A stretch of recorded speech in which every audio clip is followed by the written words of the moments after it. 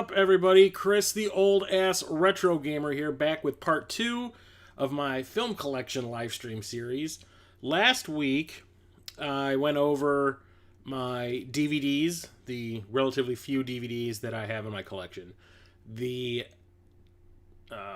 Blu-ray TV sets that I have, TV show sets, and also all of the box sets that are either too big to fit on the shelf with the rest of the regular Blu-rays that I have, or are compilations or collections of like a film series or related films or whatever. So I got those out of the way first because that's just the tip of the iceberg. I have a pretty massive Blu-ray collection. I'm still adding to it week by week. Just got a couple of Blu-rays yesterday. Got a new one in the mail today. So it's constantly growing, constantly evolving. I actually have something that I want to talk about that I had to put in with the box sets that I picked up Tuesday when I went to Half Price Books. Half Price Books is back open again, everybody. They're not buying anything, but you can go in there and browse and buy stuff off the shelves, which is awesome. So, I just want to apologize for last week's stream. Not only was it 3 hours long, which is not good. I realized after the stream was over that I had never switched the audio input over to my microphone, my little mic here. And I noticed that my levels were going through the freaking roof while I was recording, while I was streaming. And I couldn't figure out why, since this microphone never does that. Well, I never switched it over to my Yeti. It was coming from the microphone that's built into my Mac, and that thing sounds terrible. And when I went back and watched a little bit of the stream, I was like, oh god, no, make sure next time you switch that puppy back over. So today I've decided to, actually it was like maybe 20 minutes ago, decided that when it comes to showing off the DVDs that I have, I'm going to do it like in chunks of the alphabet. So instead of just grabbing a handful of them and talking about them, I'm going to do everything from A through D. And I know that's only 4 letters of the alphabet. That's a shitload of Blu-rays I have to talk about. I mean, this is going to be another long-ass stream. I was like, maybe I should just change it to C, because I do have a lot of movies in the D's, but whatever. So, let's get this thing going. So, the first thing I want to talk about is the newest movie that I added to the shelf with all of the box sets on it. The ones that are oversized, too big to fit on the shelf with the rest of the Blu-rays that take up too much space, or like I said, a compilation of a bunch of movies in one. But the thing that I picked up was I went to Half Price Books on Tuesday. I've been back to Half Price Books twice now since they decided to start letting people back in the store. And if you've been watching the Super Enabler Brothers podcast that I do with Jason from Corpse Flood Gaming, last time the newest episode, episode 4, we were talking about the DC animated movies, the ones that go like direct to video.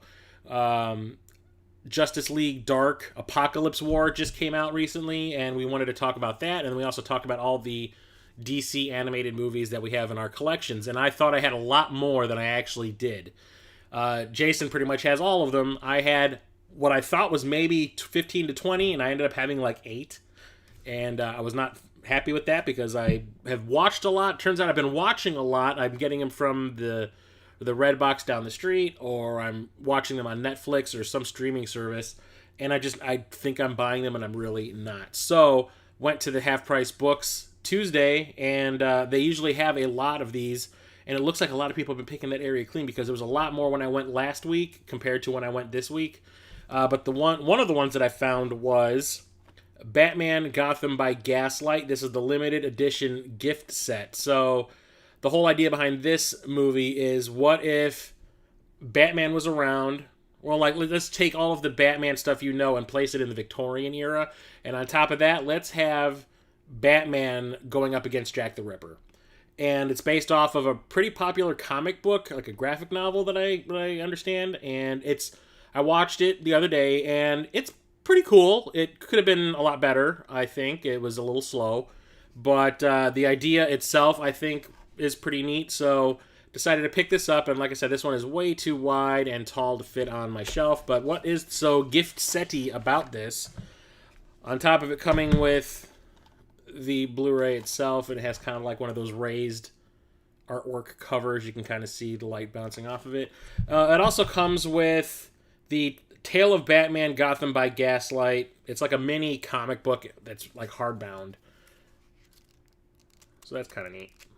Surprised that it actually still came with this. I'm surprised someone actually kept the big box, you know, other than me. I would definitely do that, but like a lot of the people that sell their stuff to half price books are just like watching these things once, ripping it to their hard drive, and then getting rid of it immediately.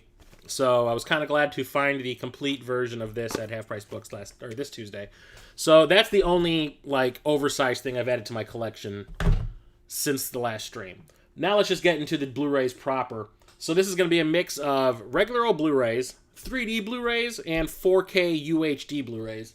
Starting off with a 4K. So these are all alphabetical order. I usually start at the numbers and then work my way into the letters.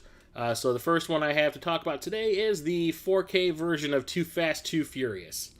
I like this series a lot. There are a bunch of movies in the series I don't like. This is one of them, but I want to have the whole set. I'm trying to get all the 4K ones. I did have them all on Blu-ray, but I went to Half Price Books one day, and they had a whole bunch of the 4K versions of the movies, so I decided to upgrade since I do enjoy a few of the movies in the series quite a bit. This was one of the ones that they had. I'm not a big fan of this one. I think all the main characters are really... Like, Paul Walker was pretty cool in the first one, but in this one, he, like, turned into, like, a middle school kid, and same with Tyrese, because all they do is act like spoiled little kids, always trying to punch each other, and it's kind of embarrassing, and the story is dumb, and it's just not that fun. The races aren't even all that great. Yeah, I'm not a big fan of this one, but I had to have it. Well, let's see. How do I put these back? Yeah, like that. Next up, we have 10 Cloverfield Lane. This is a pseudo-sequel to Cloverfield. It was supposed to be like a series of Twilight Zone-style movies, each one having Cloverfield in the title. Something Cloverfield would be in the movie, and but they'd be unrelated. They're just kind of connected by name. Like, they're a bunch of different sci-fi horror stories. First one was a Godzilla-style movie. This one is like a lockdown pot boiler. It's about a couple people that during a supposed alien invasion are locked in a like a bunker under some dude's house, John Goodman. Is there crazy stuff going on? Is there really an alien invasion going on? Or is it just this crazy man who has locked these people up in his basement? I actually really like this one. I'm a big fan of Mary Elizabeth Winstead. Not only do I think she's super attractive, but I think she's actually a really good actress. And John Goodman is pretty creepy in this one. I like this one a lot. I like this one more than the original Cloverfield. However, you will not see a copy of Cloverfield Paradox in my collection because that movie is hot garbage. I haven't opened this one, but I did see this in the theater. This opened right before The Matrix came out, back in '99. And I saw this like 3 days before I saw The Matrix in the theater, and that's 10 Things I Hate About You. First time I ever saw Heath Ledger in anything. First time I ever saw Julia Stiles in anything. First time I saw a bunch of people a bunch of people that ended up becoming stars in a movie. And it's basically The Taming of the Shrew, a Shakespeare play, done for the modern era. And at the time I went and saw this, I just kind of wanted to go and see a comedy. It was the only thing that was playing that was like relatively funny. So I went and checked it out, and I really, really enjoyed it. I was surprised because I was not a fan of like She's All That and those other kind of teen movies that... What company was this? This was the Weinsteins, I remember that. Is it Hollywood? I think it was Hollywood Pictures. That they were putting out at the time. They were just always making like a teeny bopper, like, you know, high school movie. This was the only one out of the ones that they did that I actually enjoyed. It's really funny. The dialogue is really clever, and the acting is surprisingly good. Heath Ledger should never sing again, though. Well, he can't, sadly enough. 28 Days Later and 28 Weeks Later, the sequel. I had no idea of what this, or at least the first one, would be. I'm a big fan of Danny Boyle, the director. Naturally, I'm going to go and see every movie that he makes. And went and saw this one, 28 Days Later, the first movie, with a couple of friends, and we were, like, blown away. I knew that it was being filmed. The only thing I really knew about it was being filmed with, like, a really cheap DV cam. That was, like, you could buy off the shelf at a Best Buy. And I thought that was kind of interesting. Like, hey, Danny Boyle's kind of experimental at times. Why not? And yeah, it looks like garbage. It looks like security footage. But it's a really cool take on a zombie, like, apocalypse movie. You know, London gets decimated basically by these, like, rage monster people. They're like zombies, but they're just people that have been infected with a rage virus. And it's like, it introduced, like, the running zombie. And it turns out to not really be about the zombies. It's about a bunch of people trying to survive and the things that normal people will do in times of crises. And it kind of reflects things going on now a little bit. It's really, really good, even though the ending got completely changed to make it like happy. But I think the ending that we got was a lot better than the one that they shot originally. And then the sequel is a more of a standard horror movie. It's still really good. First time I ever saw, what's her name?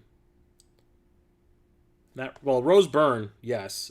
Jeremy Renner and Imogen Poots.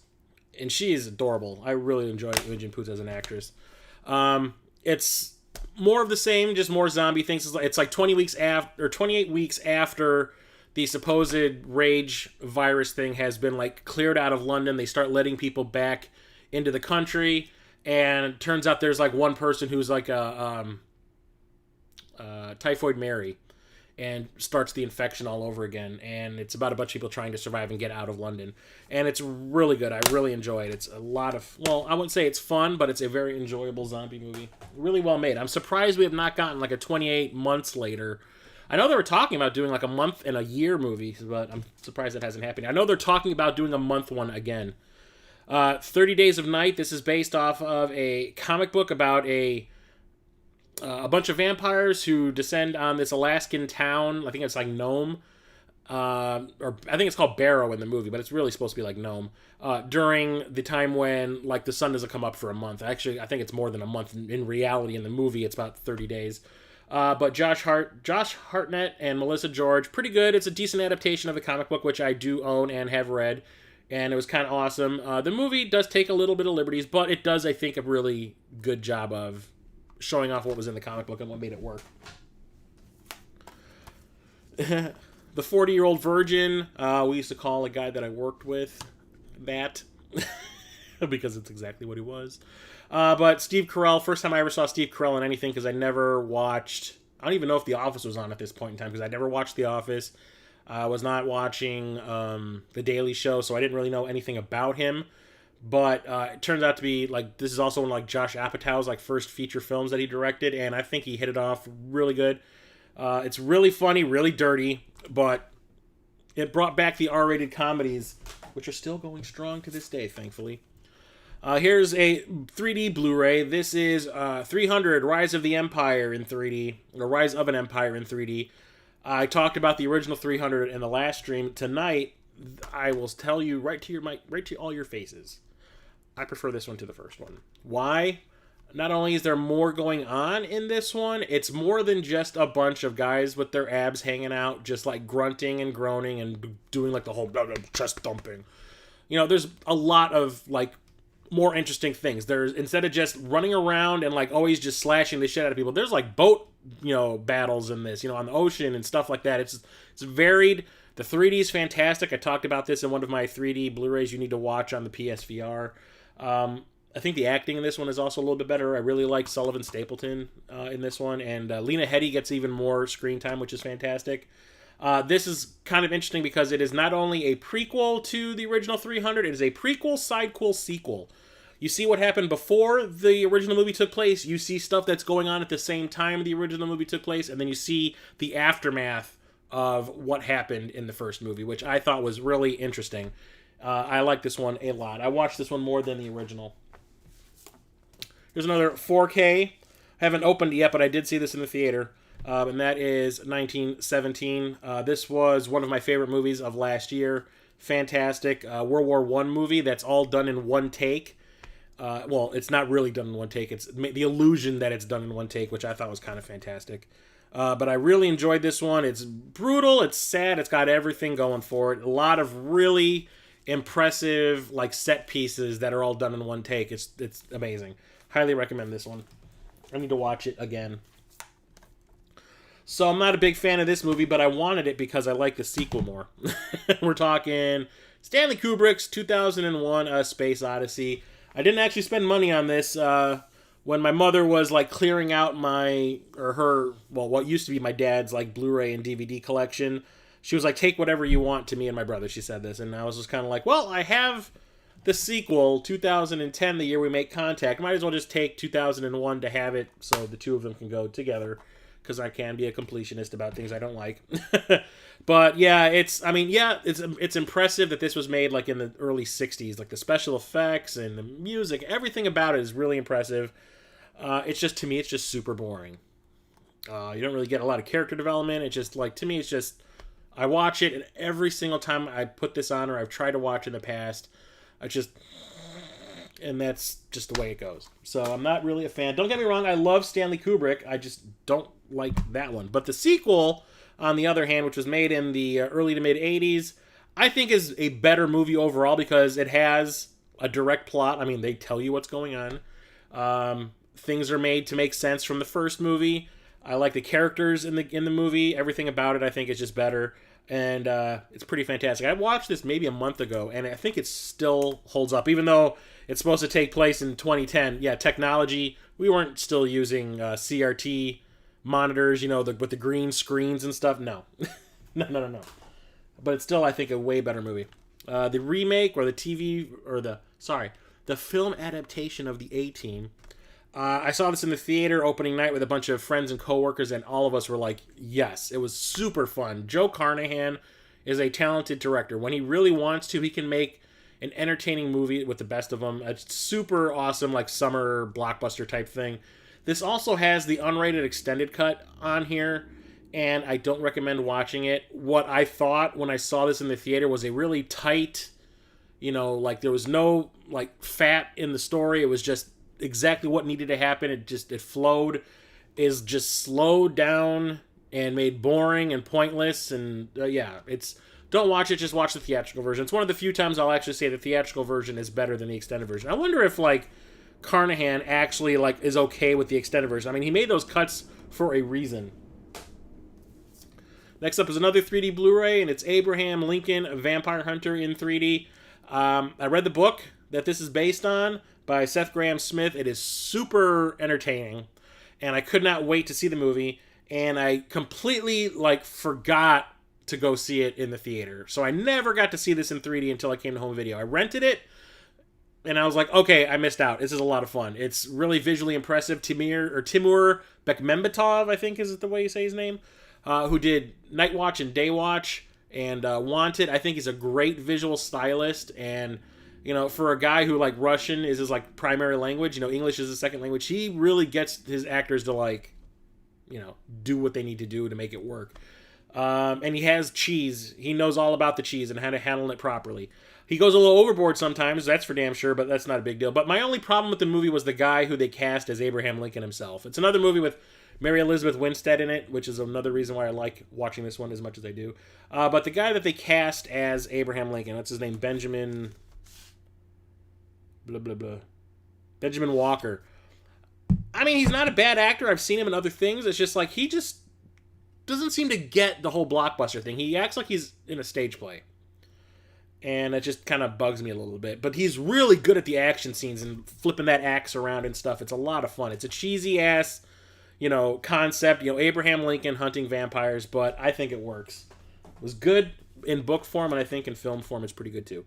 Here's an awesome one. 20th anniversary edition of The Adventures of Baron Munchausen. I used to watch this on cable all the time. First time I think I ever saw Sarah Polley in anything. And I think right after this she was in the Friday the 13th TV show.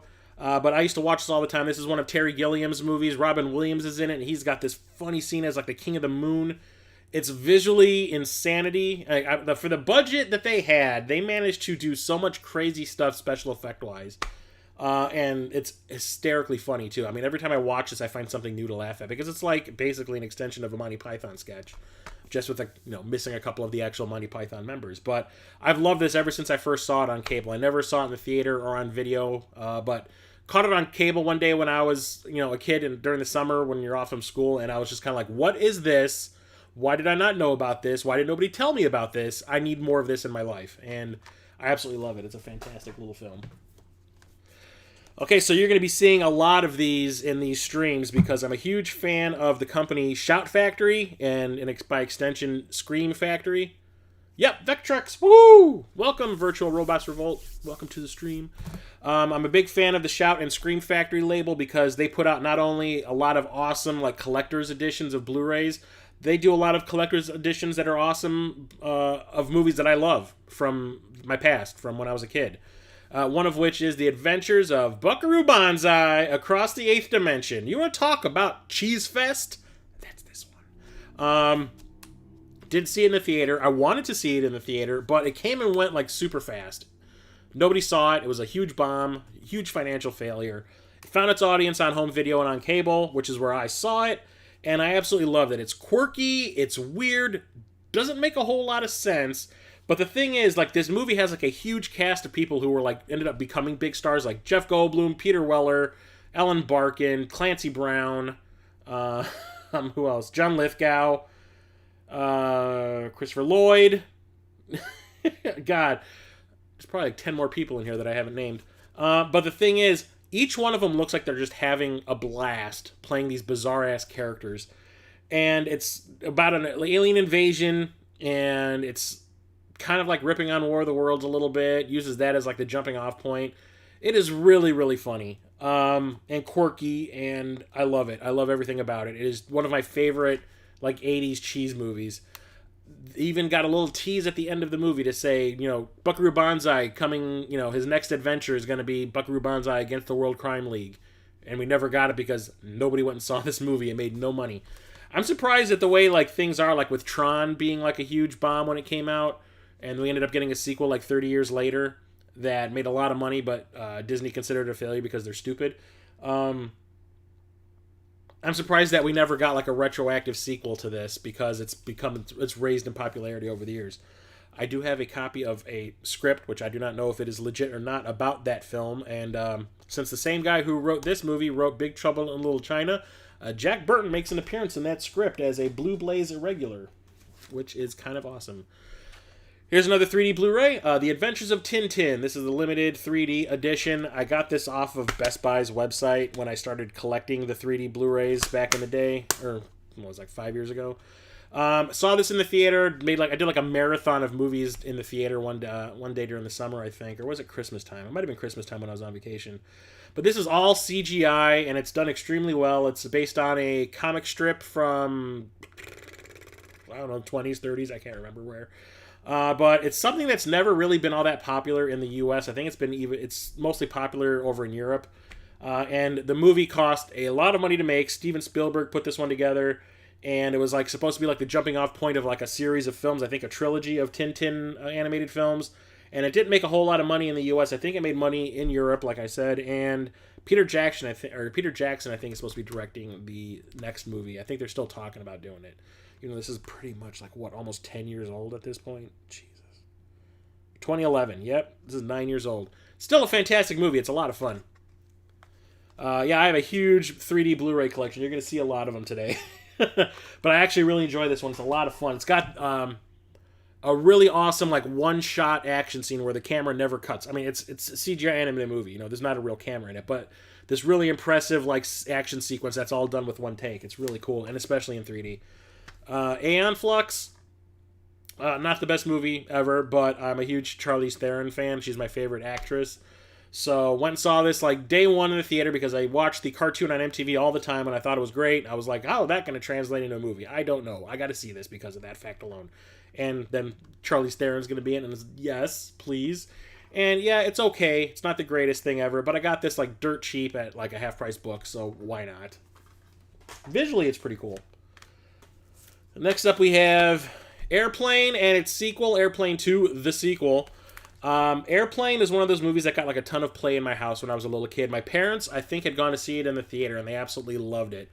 And when it came out on home video, we borrowed our neighbor's VCR and made a copy of it for ourselves and for them for borrowing their VCR. And we watched it all the time. And then there's cable and everything. Watching it every time it's on cable. It is just so funny. The wordplay in it is hysterical. I absolutely love it. It is so much fun. And I'd never seen any of the movies that it's spoofing.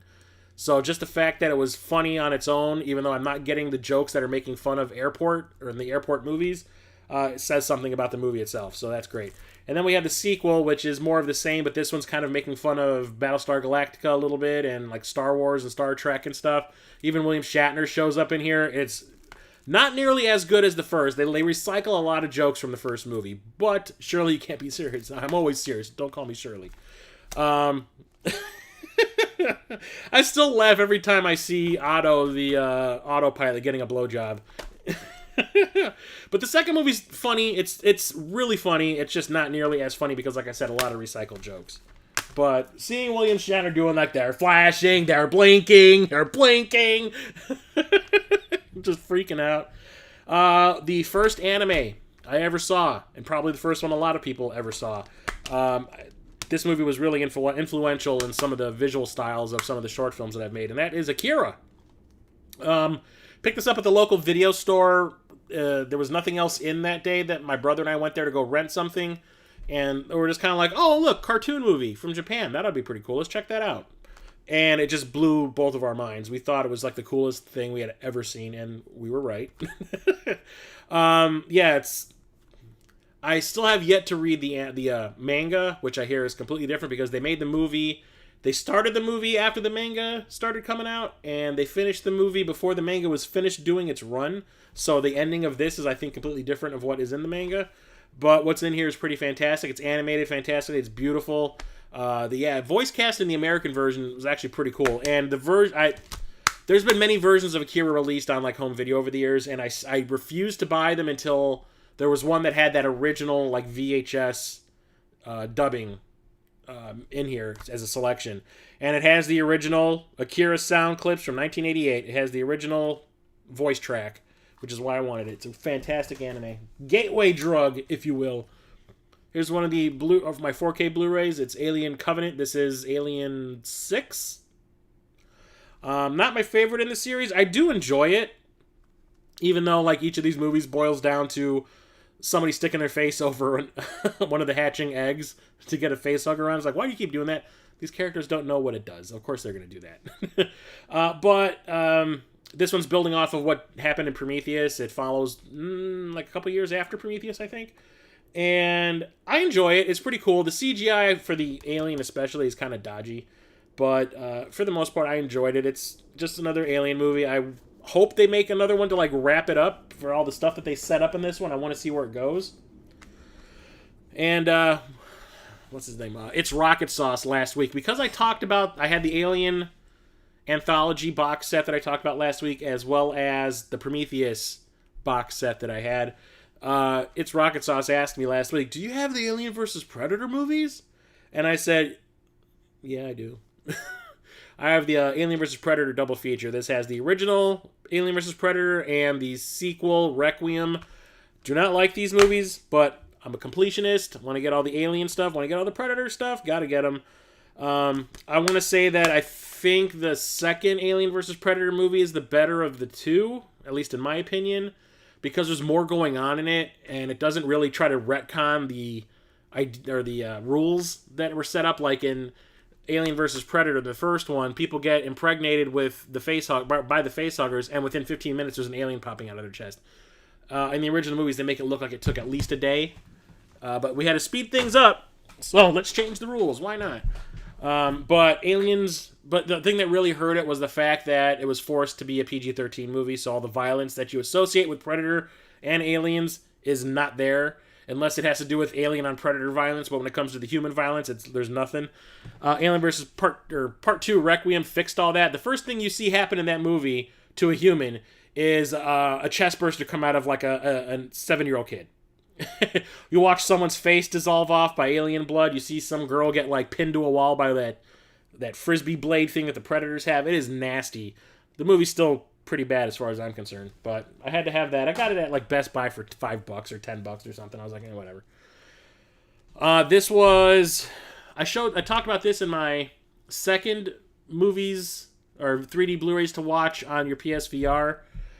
This was my number one pick, and that's Alita Battle Angel. I have the 4K Ultra HD version, but also has a 3D Blu-ray and a standard Blu-ray in here as well.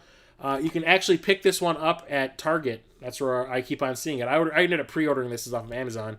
But not only is it a fantastic 3D showcase, but it's a fantastic movie on top of that. I never saw the anime that this is based on or read the manga that it's based on. But for the friend that I saw this in the theater with, said that it's basically shot for shot what the manga and the anime was, which is great. Even though it's only like a chunk of it, it's not the whole thing. Great action scenes. The special effects are fantastic. I absolutely love the world that it takes place in. It's awesome. One of my favorite movies of last year. If not, I think it was my favorite movie of last year. Absolutely loved it. And I ran out, like I said, pre-ordered this. I wanted it so badly. I need to watch it in 4K, though. I've only watched it in 3D at home. This one's pretty new. I got this one at Half Price Books when I started looking for more of the DC animated movies like I was talking about at the beginning of the stream. All-Star Superman. This isn't part of the DC animated or extended universe that led up to Apocalypse War. This one's just kind of like standalone based off of a graphic novel where Superman gets over-irradiated by the sun. Normally, like, the sun is what powers him, but he gets over-irradiated by it, and it's going to kill him. And it's all about, like, Superman's last days before he dies. And it's really interesting. It was really well done. I liked it a lot. I didn't think that this was going to be any good, and I was surprised that I liked it as much as I did. Here's a weird one. You got Angel Heart. Saw this on cable way after it originally came out. The parents would not allow me to watch anything like this at all. This is kind of like a horror thriller with Mickey Rourke and Lisa Bonet getting butt-ass naked. Robert De Niro playing the devil. And it's like a mystery as to, like, who is this Johnny... What was it? Johnny Handsome, I think the character they're looking for is. Johnny Favorite. Johnny Favorite is like this character that Mickey Rourke gets hired to find. And it's like all the effed up stuff that this Johnny Favorite guy had been doing over the years. And then there's a really awesome twist at the end of the movie that is like so downbeat and creepy. It's awesome. And it makes the movie for me, aside from Lisa Bonet naked. But it's a fantastic movie. It's hard to watch at times, but it's pretty awesome. I have a 3D Blu-ray of Ant-Man, and also a 3D Blu-ray of Ant-Man and the Wasp. I saw Ant-Man in the theater in 3D, and I thought it was fantastic. Never got a chance to see the second one in 3D. The 3D version, or the 3D showings, kind of like disappeared after the second week. And the friends that I saw it with in the theater can't really do 3D, so I was out of luck on that one. But picked this one up at Half Price Books, and I think it still holds up in 3D. The whole effect of, like, when he shrinks looks awesome in 3D, and, like, especially when he goes into the quantum realm, the way things look in 3D is just, like, trippy as hell. This is some of my favorite Marvel movies are these Ant-Man movies, because they're not really about plot and stuff. They're kind of like caper movies, but they're just all about fun. And I think Paul Rudd was a perfect choice to play the character, to play Scott. And the thing is, in order to get this 3D Blu-ray, I had to order this from Korea. We stopped getting 3D Blu-rays. I think Alita is probably the last 3D Blu-ray we're ever going to get locally, like, you know, localized. Everything else I'm getting from overseas. And I think this was one of the ones I had to order. Even though it looks like it's a Canadian edition, I had to order this from Korea. And it looks great. It's region-free, so... The 2-disc special edition of Apocalypse Now. I watched this in one of my film study classes in college, and I thought it was fantastic. I never saw it before. No, I take that back.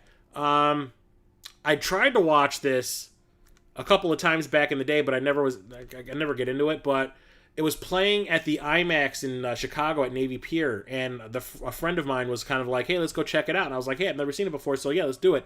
And it blew my mind. I'd never seen it before, and seeing it on the IMAX screen, blown up like that, just... Whew! And I think I'm going to get rid of this one because there's like a all-encompassing every cut of the movie set of this. This one has the 153-minute cut and the 202-minute cut. And I think there's another version out there. Yeah, Apocalypse Now and Apocalypse Now Redux. There's also a version that has those two movie versions. There's another version out there, I think. And there's also the Heart of Darkness documentary, which is like a feature-length documentary about the making of the movie. I want to get that set. So I'm probably getting rid of this in the future at some point if I can find that one pretty cheap. Apocalypto, one of Mel Gibson's like post-Passion of the Christ freak-out movies. But I thought this was fantastic. It's basically just a non-stop little chase movie. about like I think is a Mayan kid who ends up like getting kidnapped by, were they the Aztecs, and he's almost sacrificed. And it's absolutely nuts. I haven't watched it in the longest time, though. But I just remember the Panther biting that dude's face off, and a lot of people getting their hearts ripped out, and a joke about a guy's dick. But I need to watch it again. But it's a fantastic movie. I just remember it looked amazing. Except the scene where the woman gives birth underwater, and she basically shoots that baby out of her hoo-ha, and like a projectile. Just... It's the cheesiest shot. I remember we laughed. Like, the whole movie, my friend and I were watching it. We're just kind of like... And then that happened, we're like, that was stupid. I'm not even close. Like, I've been doing this for a half an hour, and I'm not even close to being done. I might have to stop at C instead of D. God damn. Just got this one about 2 weeks ago. April Fool's Day Collector's Edition from Scream Factory. This is the pre-Scream. This is Scream before Scream. Do I have Gone with the Wind? No. I should, because I know that just kind of got pulled from Amazon because of the stuff that's going on, even though it's not really about that stuff. We were talking about that actually at work today, and one of my coworkers was actually looking for a copy of it, and he couldn't find it. I don't know what's going on, but April Fool's Day is absolutely fantastic. It's like a slasher movie, but it's not really a slasher movie. A bunch of people get invited to this house of a girl that they're all going to college with, and I think it's in upstate New York. It's like an island. The house is on an island, away from everything, away from civilization. This girl invites all of her college friends over, and they have like a party, and then they start getting killed one by one. Or are they? It's a very clever movie. I think it's pulled off extremely well. It doesn't tip its hand too early. It keeps you guessing, making you wonder what's going on. This one's not really about the kills and all that. It's just basically about like building the tension, and then like there's the payoff at the end, and you're like, that's what's been going on. I love it. I think it's absolutely fantastic. We actually watched this for my my commentary track podcast last season. I think second season we did with a local actress who this was like the first horror movie she ever saw. And I caught this on cable one night when I was a kid, and I thought it was amazing. It's not like a gore fest or anything like that. It's just all about doing something different with the tropes of a horror movie, and I love it. It's absolutely fantastic. It's clever, and it's fun. Here is another one that I had to get from Korea. It's the 4K and 3D Blu-ray of Aquaman. Could not find this anywhere in the U.S. I think this might have gotten a U.S. 3D release, but it's like super expensive. So I ended up having to order this from Korea, and I checked it out in 3D, and it looks great. I never saw this in the theater in 3D, so seeing it at home and finding out that it actually was pretty well done and still held up in 3D on home video is fantastic. And I found this to be a fun little, stupid action movie. I mean, it's a superhero movie. It's about a guy who can talk to fish. What did you expect? I know a lot of people I work with, and a couple of my friends actually think this is like a piece of shit. I was like, it's a movie about a guy who can talk to fish and swims real fast. What do you expect? I thought it was pulled off really well. I love James Wan as a filmmaker, and seeing him do like a comic book movie like this just blew my mind. I was like, I didn't think he had it in him, but he does. And it's just colorful, and it's fun, and it's really fast-paced. Is it a little bit too long? Yes. But outside of that, I think it's great, and I can't wait for the sequel we're probably going to get, because that movie made like $1 billion. Surprised the hell out of me. Arlington Road. Saw this in the theater on a whim, because it was the only thing playing at the movie theater when I went there that I hadn't seen yet, so I went and checked it out. And it's like a paranoia thriller, where Jeff Bridges plays a guy who teaches in college about, what was it, like terrorism stuff? Or anti-terrorism stuff? And he gets a new neighbor who's Tim Robbins, and I think his wife is Joan Cusack. And they start doing like some shifty things in the neighborhood, and he starts to think that they might be like terrorists also.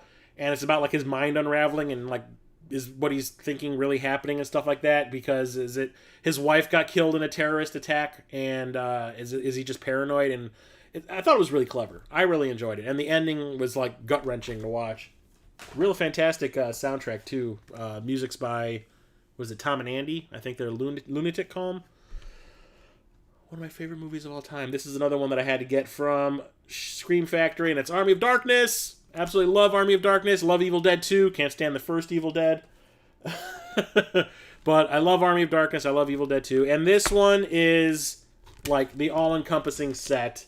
You not only get the theatrical version that we got in the US, we also get the director's cut, which is a little bit longer version of that. And then there's the international cut / television cut.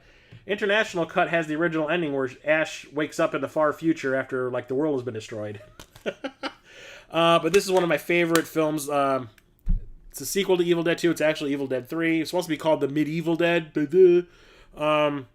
But check this out in the theater opening night with a friend of mine who I just introduced to the first 2 Evil Dead movies.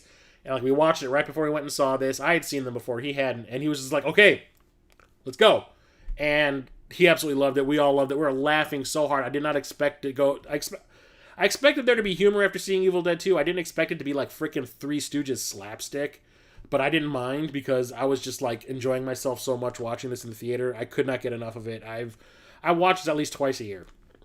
I have to. It just cracks me up. Bruce Campbell is the man. The guy has perfect comic timing. Absolutely love it. And they just announced they're making a 4th movie. The chin is back, bro. Arrival. Not The Arrival. Arrival. This is the one by Denis Villeneuve. Or Villeneuve. I don't know how to say his name. Saw this in the theater because everyone was telling me that it was awesome. And I really enjoyed it. It's like a cerebral science fiction movie. It's science fiction, not sci-fi. And we, over the years, have leaned more towards sci-fi than science fiction, and I really appreciate it. Some real science fiction. It's interesting, and the movie's told in an interesting way.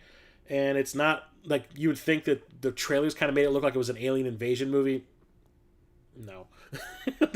This is closer to like Close Encounters of the Third Kind, if anything.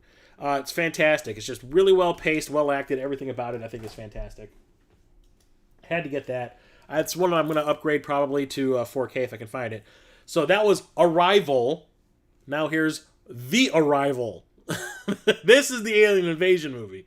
Saw this in the theater when it was first released. Charlie Sheen, this is him trying to make like a comeback back in the 90s. He'd been making nothing but like schlock. This is him trying to do like what he thought was a cerebral science fiction movie, and it turned out to just kind of be like the alternative Independence Day, just low budget Independence Day. Bunch of aliens who are incognito as humans on Earth are like raising the temperature of the Earth, causing the greenhouse effect to kind of terraform Earth so that they can come and take over. They're like basically burning us off our own planet, and Charlie Sheen catches on to their shenanigans.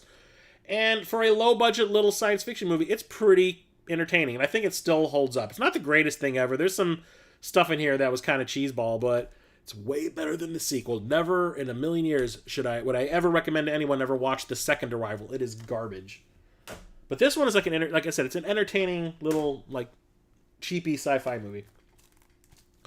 I haven't opened this, but I've seen this I don't know how many times. It's John Carpenter's Assault on Precinct 13. This is one of the first movies John Carpenter ever made. He made this before Halloween. I should probably open this and watch this tonight.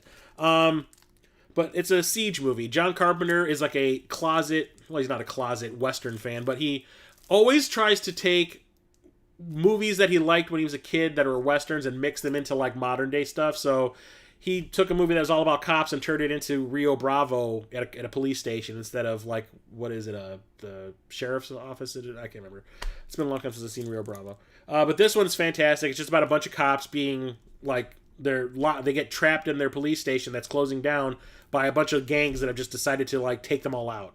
And it's really entertaining. It's really tense, and it's, you know, you can see John Carpenter, like, he has potential. It's a fantastic movie. I highly recommend it if you haven't seen it. They remade it in the mid-2000s with Ethan Hawke, and I can't remember who the other guy was. It was Ethan Hawke and someone else, and I can't remember. It's good, but it's not nearly as good as that. Which one are you talking about, Virtual? The Assault on Precinct 13? Got this one from Twilight Time. Sometimes they put out some interesting stuff. They had like a sale where it was like anything that was like, I think $15, you would get like half off. They were trying to like clearance out like a bunch of their stuff. And I picked up a copy of At Close Range. Saw this on cable when I was a kid, and it like broke my brain a little bit. And then we ended up watching it in my high school film study class, which I am surprised we watched because of the subject matter. Basically, it's Christopher Walken and Sean Penn. Christopher Walken is like not a crime lord, but he's like leader of like a crime family. And Sean Penn is his son, and he's just trying to get by. He's trying to have a normal life away from that crap. And he kind of like gets involved with his dad's stuff, and bad things start to happen. And it's really, really good and really tense and really... I mean, Madonna even like sang the theme song for this because she was dating Sean Penn at the time. What is it called? Live to Tell. It's a hard movie to watch at times because some horrible things happen to some decent people, and it's... The First Arrival? Yeah, watch the Arrival. Don't watch Second Arrival. It's poop. But at close range is pretty awesome. Picked this up at Best Buy for like $3. It's a double pack that has Atlantis, The Lost Empire, and Atlantis, Milo's Return, the Disney animated films. The Lost Empire I saw in the theater opening night. I thought it was pretty entertaining, even though it's a ripoff of Stargate, just underwater. But it's pretty entertaining. I liked it back then. I tried watching it when I picked this up because I hadn't seen it probably since the theater. And I was just kind of like, it was alright. I tried watching the sequel, and I could not do it. The Milo's Return is one of those direct-to-video Disney sequels that they're pumping out like 2 a year or 3 a year in the 90s and 2000s, and just no, all the no. Just leave them alone. But the original Lost Empire is okay. For the $3 I paid for it, I didn't complain. Saw this at an advanced screening with a friend of mine at a local theater. Saw it like a month before it came out in theaters. And basically the reason that the studio did that was so we could start spreading the word about it. And it's Atomic Blonde. It's the 4K version. Charlize Theron, like I said, one of my favorite actresses ever. And it's basically John Wick with a woman. And it's pretty awesome. There's a couple of unbroken shot action scenes which are really broken. If you really pay attention to the seams, you can see where they are. But it's a fantastic little action movie. Really great fight scenes. Charlize Theron, like, she's a trooper, man. She's pushing 50 and she's still doing crazy shenanigans with Kung Fu. But it's a really great movie made by one of the guys who directed the original John Wick. Anyone here like the new Star Wars movies? Because this is the first time I ever saw John Boyega in a movie. And I was kind of like, that guy's going places because he's got presence. We're talking Attack the Block. This is an alien invasion movie, but it's kind of like a sci-fi comedy. It's about a bunch of aliens who crash down right outside, like, the Cabrini Green in England, I guess. And a bunch of the kids that live in the project there try to stop the aliens from, like, taking over their building. And it's really funny. It's got a lot of humor. There's a lot of really cool action scenes. It's those little kids with the squirt guns filled with gasoline. Holy shit. But yeah, if you like John Boyega, which like I do in the new Star Wars movies, this is the first time I ever saw him in a movie, and he's great. And when I heard that they had cast him in the new Star Wars movies, I was like, yes, because he's awesome. Check it out. The guy who directed this, Joe Cornish, I was talking about the Tintin movies, how Spielberg directed the first one, and the way it was planned was Peter Jackson, I keep on wanting to say Jackson. Peter Jackson is supposed to direct the second one, and the third and final one is supposed to be directed by Joe Cornish, the guy who directed this, because he co-wrote the first Tintin movie with Spielberg and Peter Jackson. Anyway, moving on. So, we've got all of the Avenger movies. So, I have a 3D copy of the original Avengers. I like this one. It's a little awkward at times. Like, the opening, the whole pre-credit scene is kind of awkward to me. But it's just a lot of fun, and I like it a lot. In 3D, it holds up pretty good. And then we have Avengers Age of Ultron. This is probably see, it's starting to bubble to the surface.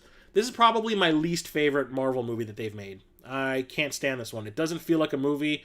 It feels more like a demo reel for what's coming in Phase 3. It's like a commercial and not a film. And that's why Joss Whedon decided he wasn't going to make any more Marvel movies, because the people at Marvel were forcing him to put all these things in this movie that he didn't want to be there just to set up Phase 3. And he was like, you know what? F you guys. I'm done. And it shows that he was disinterested, because I think this is pretty shitty. But that's just me. Then I have a 3D and 4K version of Avengers Infinity War. I had to get this from Korea. You can actually see there's like a little lenticular sticker here that's like in Korean. But this looks fantastic in 3D. I saw this in IMAX 3D. with a guy that was snoring so loud that the entire theater booed him when he stood up to leave after he got kicked out. Where's the third disc? Oh, the DVD is missing? Oh, there wasn't a third disc. It was only those three. Okay, anyway. This one is fantastic. I love this one a lot. It has... I thought I had pegged who was going to die before I saw the movie. You know, you knew characters were going to die in this, right? And I was wrong on every count. It took me by surprise, but that's a fantastic movie. And then we have the last Avengers movie, and that's Endgame. Came out last summer. And it's absolutely fantastic. Time travel movie. I remember watching this in theater, and I did not know what to expect. And it turns out all the stuff you've been seeing in the trailers was from the first 20 minutes of the film. They kept everything a secret, which is awesome that they did. So, like, you know, the rest of the movie was a complete surprise. But that final scene with, like, every Marvel character converging to fight Thanos and his lackeys and all that, one of the coolest things ever. It brought tears to everybody's eyes in that theater. A girl that I worked with, I asked her when she told me she went and saw Endgame, I was like, so how much did you cry? And she just kind of went, a lot. God, we're pushing an hour and I'm just starting the bees. Holy crap. 4K version of Baby Driver. Saw this in the theater with a bunch of friends.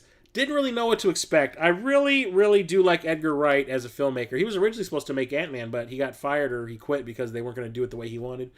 But he made this instead, and it's a really fun semi-musical crime movie because every time this lead character played by, what's his name, Ansel Elgort, does a driving run, you know, he's like a getaway driver for a bunch of bank robbers and stuff.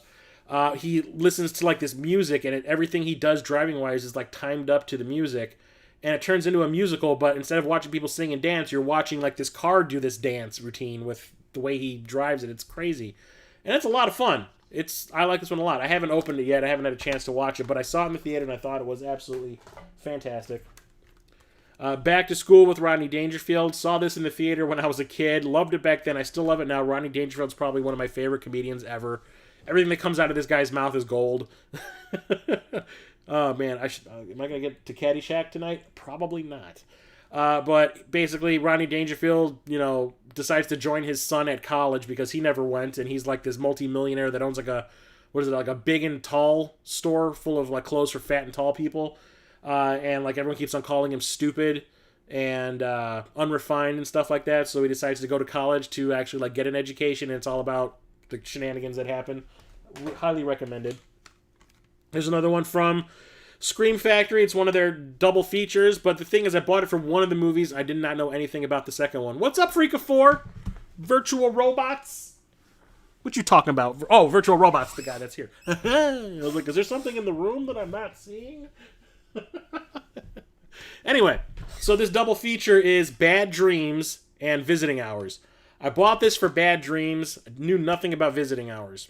Bad Dreams is like a ripoff of A Nightmare on Elm Street 3, starring one of the stars of Nightmare on Elm Street 3, Jennifer Rubin, who played the druggy girl who Freddy injected with the heroin in her dream and killed her. She was part of like a hippie commune, kind of like Waco.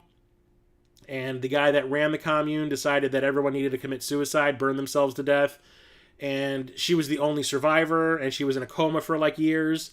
And when she wakes up, she keeps seeing like the burned version of the cult leader, played by Richard Lynch, like haunting her. And he starts killing all the people in the hospital that she's staying at. And it's a Nightmare on Elm Street ripoff completely. A lot of, you know, is what I'm seeing a dream, is what I'm seeing not a dream type of stuff. It's really fun. There's a lot of really nasty gore. The one guy who, like, to keep awake, like, he holds a knife up and, like, stabs his hand on it. It is gross when it happens. Like, it grosses me out to this day. It's not the greatest thing ever, but I still have fun watching it. I watched Visiting Hours just because it's on the disc, and it's terrible. Michael Ironside is like a serial killer at a hospital. It sucks. It's like a Canadian low-budget, no-budget horror movie. I think it was one of the first things Michael Ironside did after Scanners. But I watched it, and I was like, yep, nope. They all can't be winners, can they? Bad Santa. This is the unrated version and the director's cut. So there's two versions of it on here. Absolutely love this movie. Super quotable. Completely in bad taste. Saw this in the theater with a friend of mine that didn't know what to make of it because he's kind of religious. But I remember I had a blast watching it. I laughed so hard so many times at the wrongness of it, but I can't get enough of it. It's a great comedy. I'm not a big fan of Billy Bob Thornton, but I think he's awesome in that. The sequel sucks, though. The sequel is terrible. I'm a big fan of Jason Statham. My friends, a couple of friends of mine and I, go see basically every movie that he makes if it comes out in the theater. I think the only one we skipped was that one with him and J-Lo, because we all hate J-Lo. But one of his best movies, I think, is The Bank Job. This is one of the only movies like where he's actually like trying to like actually act. It's a heist movie based on, I think, a true story from the 70s or the 60s, and it's really entertaining. It's not like an action movie at all. It's just like a heist movie. It's like a thriller, and it's really well made. Roger Donaldson directed this, the guy who did Dante's Peak and Species. This is a huge step up from those movies because this actually shows that he has talent and isn't going for cheese and trucks driving over lava type of situation. Grandma wading through acid water going like, oh it burns, oh. No, this is a fantastic little heist movie. I highly recommend it. Yeah, time for some porn. Basic Instinct. This is the unrated director's cut, has all the gore, and I think there's some couple shots of some sex that they had to take out to avoid an X rating, but it's a fantastic, nice little like thriller, like a suspense thriller. It just happens to have a lot of sex in it and a lot of nudity. Really great movie. Sharon Stone, like, it made her like an overnight star. After she was, I liked her a lot in Total Recall. I thought she played a bad guy pretty good, but man, she just took it to a whole other level in here. And Michael Douglas is pretty good too. But what's to say about Basic Instinct? It's all about the sexy, sexy, sexy. Okay, so at the beginning of the stream, I talked about that Gotham by Gaslight set that I picked up at Half Price Books. Well, like I said, I'm a huge fan of these DC animated movies that usually go direct to video. And one of the things I have said I think I said it last week, was I do not buy movies sight unseen. It's a rare occurrence when I do. I only buy movies that I like unless I'm trying to be a completionist and I have to buy a shitty movie to like complete a set or something. But because these DC animated movies always come out direct to video, you kind of don't have a choice unless, like, the Redbox by me used to have every one of them when they would come out. Nowadays they don't. A lot of them don't show up on streaming until long after they've been out, so you kind of gotta bite the bullet and, take a chance on them. So I did, and luckily I come out pretty good. I just got a bunch of these Tuesday. This is one of them. I haven't seen this one yet. I'm probably gonna watch this tomorrow. But it's Batman and Harley Quinn. Batman is voiced by Kevin Conroy. Voiced him in the animated series. And Harley Quinn is voiced by Melissa Rauch, who played Bernadette on The Big Bang Theory. So, Howard! I want to see what she does as Harley Quinn. I'm honestly, the woman who normally plays her, her name is escaping me right now. Jesus. It's going to drive me crazy now. I think she's the perfect Harley Quinn. It's going to drive me nuts. I don't think she's in any of these that I have here, though. Crap. But I'm really looking forward to watching this one. Haven't seen it yet. Like I said, just got it. Just got this one, I think, 2 weeks ago. And I did watch it the day I got it. Batman Assault on Arkham. This one is sort of based on the events of, I think, Arkham Origins, the video game Batman Arkham Origins. It's connected to it somehow. The only problem is it should not be called Batman Arkham or Assault on Arkham. Because of the whole video game connection, they had to put Batman in the title. Batman's barely in this. This is all about Harley Quinn and the Suicide Squad trying to infiltrate Arkham. And I did not enjoy this one a lot. I didn't think it was fun. I was actually kind of bored, and it just kind of jumps all over the place story-wise. It felt like it was just thrown together because, the video game department needed a tie-in movie. So, Margot Robbie is a fantastic Harley Quinn for the live-action ones.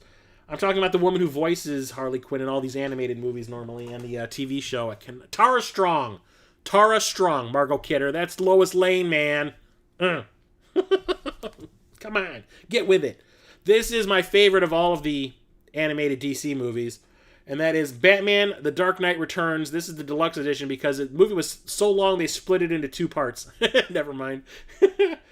They split it into 2 parts and released them like 6 or 8 months apart or something like that. This is the 2 of them spliced together. They did the same thing with The Death of Superman and The Reign of the Superman. They released them like 8 months apart, and now there's like a supercut that I need to pick up. I need to find it somewhere of the 2 of them spliced together. But this is based off Frank Miller's comic from the 80s. It's all about like Batman as an old man, or Bruce Wayne as an old man. He'd retired Batman, and he comes out of retirement when like this gang starts to take over Gotham, and Two-Face escapes from Arkham. And it's kind of episodic because the first section the first section of the movie, there's 4 parts. It's like the first part is Batman coming out of retirement and dealing with Two-Face. Then he deals with the gang. Then he deals with the Joker.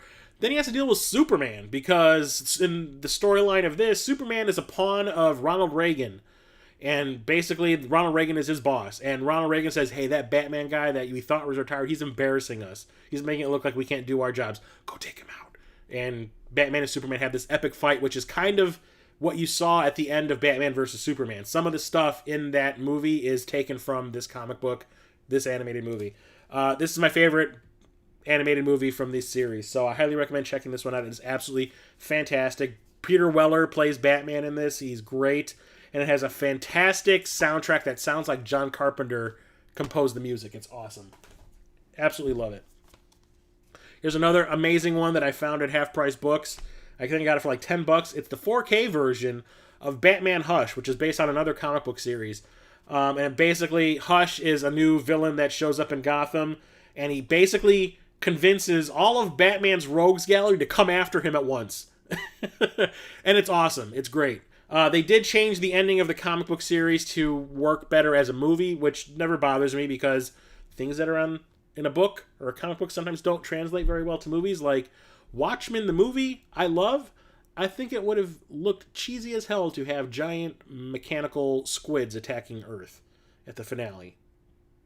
So I'm okay with it. But this is another absolutely fantastic one. Love it. This I saw in the theater. Batman Mask of the Phantasm. This is another one of the best animated movies that these guys have done. What's it? Paul Dini and what's that guy's name? Bruce Timm are freaking geniuses. This came out, I think, this came out between Batman Returns and Batman Forever. Yeah, it was like in '93. And I went and saw this in the theater with my brother, my friend Charlie. He might show up tonight. Epic Die Studio. And his, at the time, girlfriend. We all went to see this in the theater. When it was over, I was like, that was better than any of the other Batman movies that have come out so far. My brother said that was better than any of the Batman movies that have come out so far. Charlie said that was better than any of the Batman movies that have come out so far. Charlie's girlfriend looked at us and goes, I don't know what movie you saw. That was like watching somebody read stereo instructions to me for an hour and a half. And we were like, you're dead to us. Absolutely fantastic. This is like the tone you want from a Batman movie. And it's like Batman's origin. It's almost like a little bit of Batman Year One mixed in there. It's like how Bruce Wayne became Batman for the first time. It's awesome. Absolutely love it. This one I actually saw on Amazon.com. So when I saw it at Half Price Books on Tuesday, I picked it up when I saw it because this was only $7. And that's Batman Return of the Caped Crusaders. This one is based on the 1960s Batman TV show, and it actually has Burt Ward and, Adam West reprising their roles as Batman and Robin. Julie Newmar's in here as Catwoman. It's fantastic. I think everyone else that played characters on the original TV show is dead. But this is pure cheese. It is not trying to be serious. It is just like watching an animated episode of the old Batman TV show, and it's fantastic. There's actually a second one out there, too, that I need to track down. I was super surprised that I found this there. Love it. It's great. Everyone's going to hate me for saying this, or actually having this on my collection. I don't care. I have a 3D Blu-ray and a regular Blu-ray edition of Batman vs. Superman, Dawn of Justice. This is the Ultimate Edition. This is the director's cut. And I don't hate this movie. Everyone else seems to hate it. I don't understand why. I thought it was really well made. I liked the fact that it was super dark. Yes, they did shaft Superman a lot. Some of the stories don't make sense, or storylines don't make sense because the movie got edited. I guess when they were coming close to the release date, Warner Brothers told Zack Snyder, make this movie more about Batman than Superman. Nobody gives a shit about Superman. Everyone loves Batman. Make this more about Batman. So they cut out all the reasons why Superman wants to fight Batman as badly as Batman wants to fight Superman in the movie.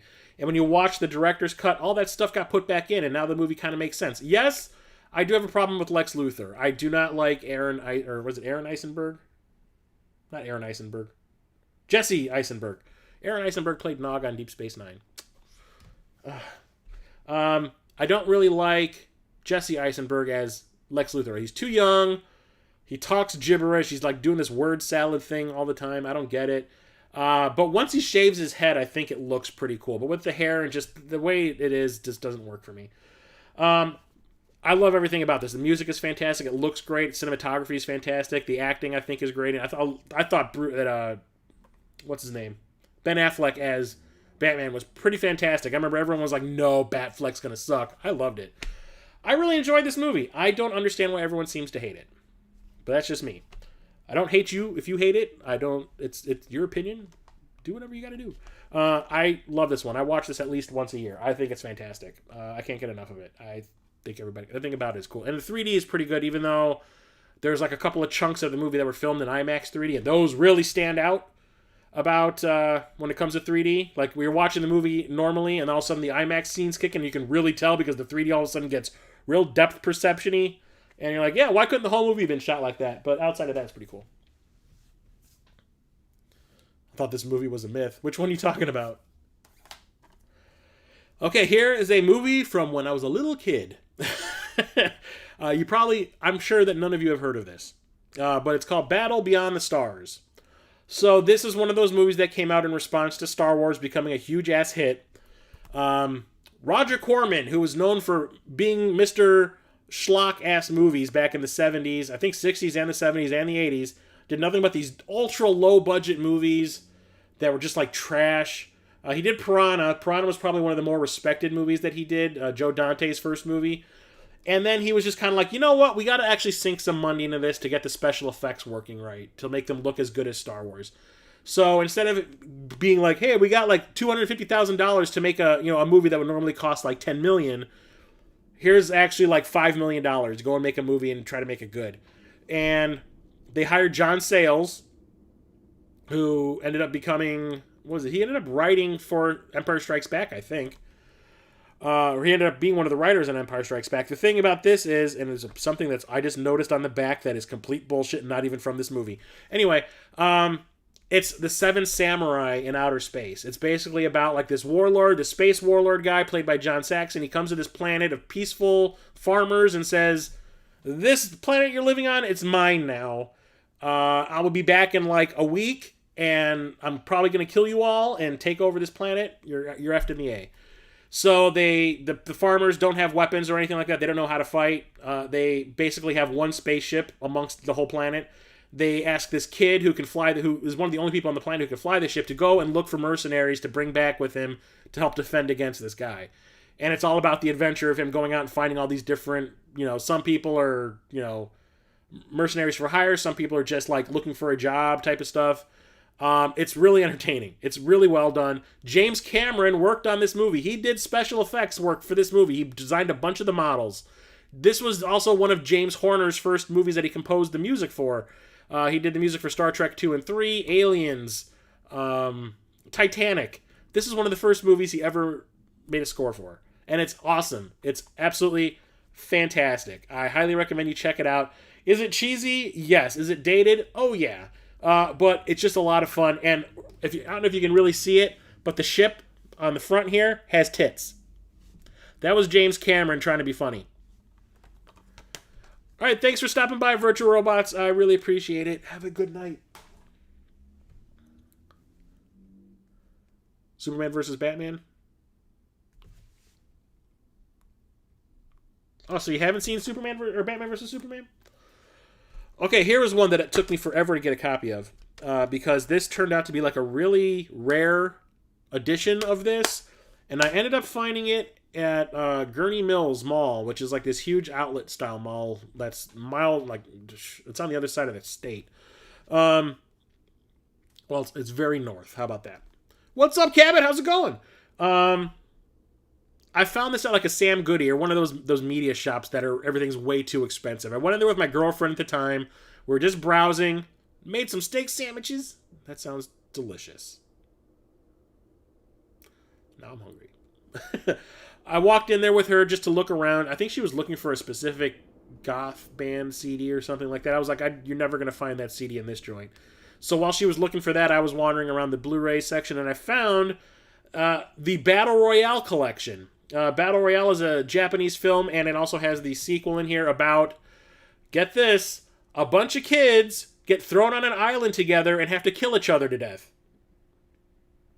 Sounds familiar, right? That's because the Hunger Games stole the idea from this movie. So I think it's like every year, it's like in Japan, like youth violence is like something that is like out of control.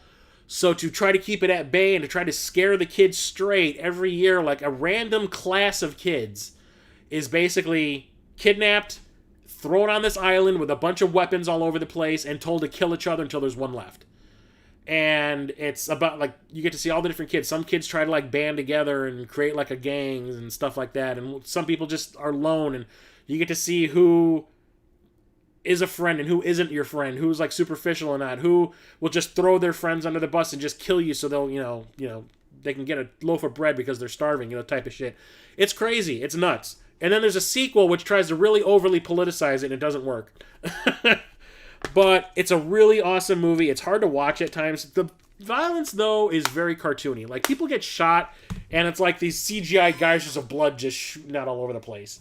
And it's kind of unrealistic that way. But to watch, like, these characters that you've come to like, the ones that are actually, like, decent, there can be only one.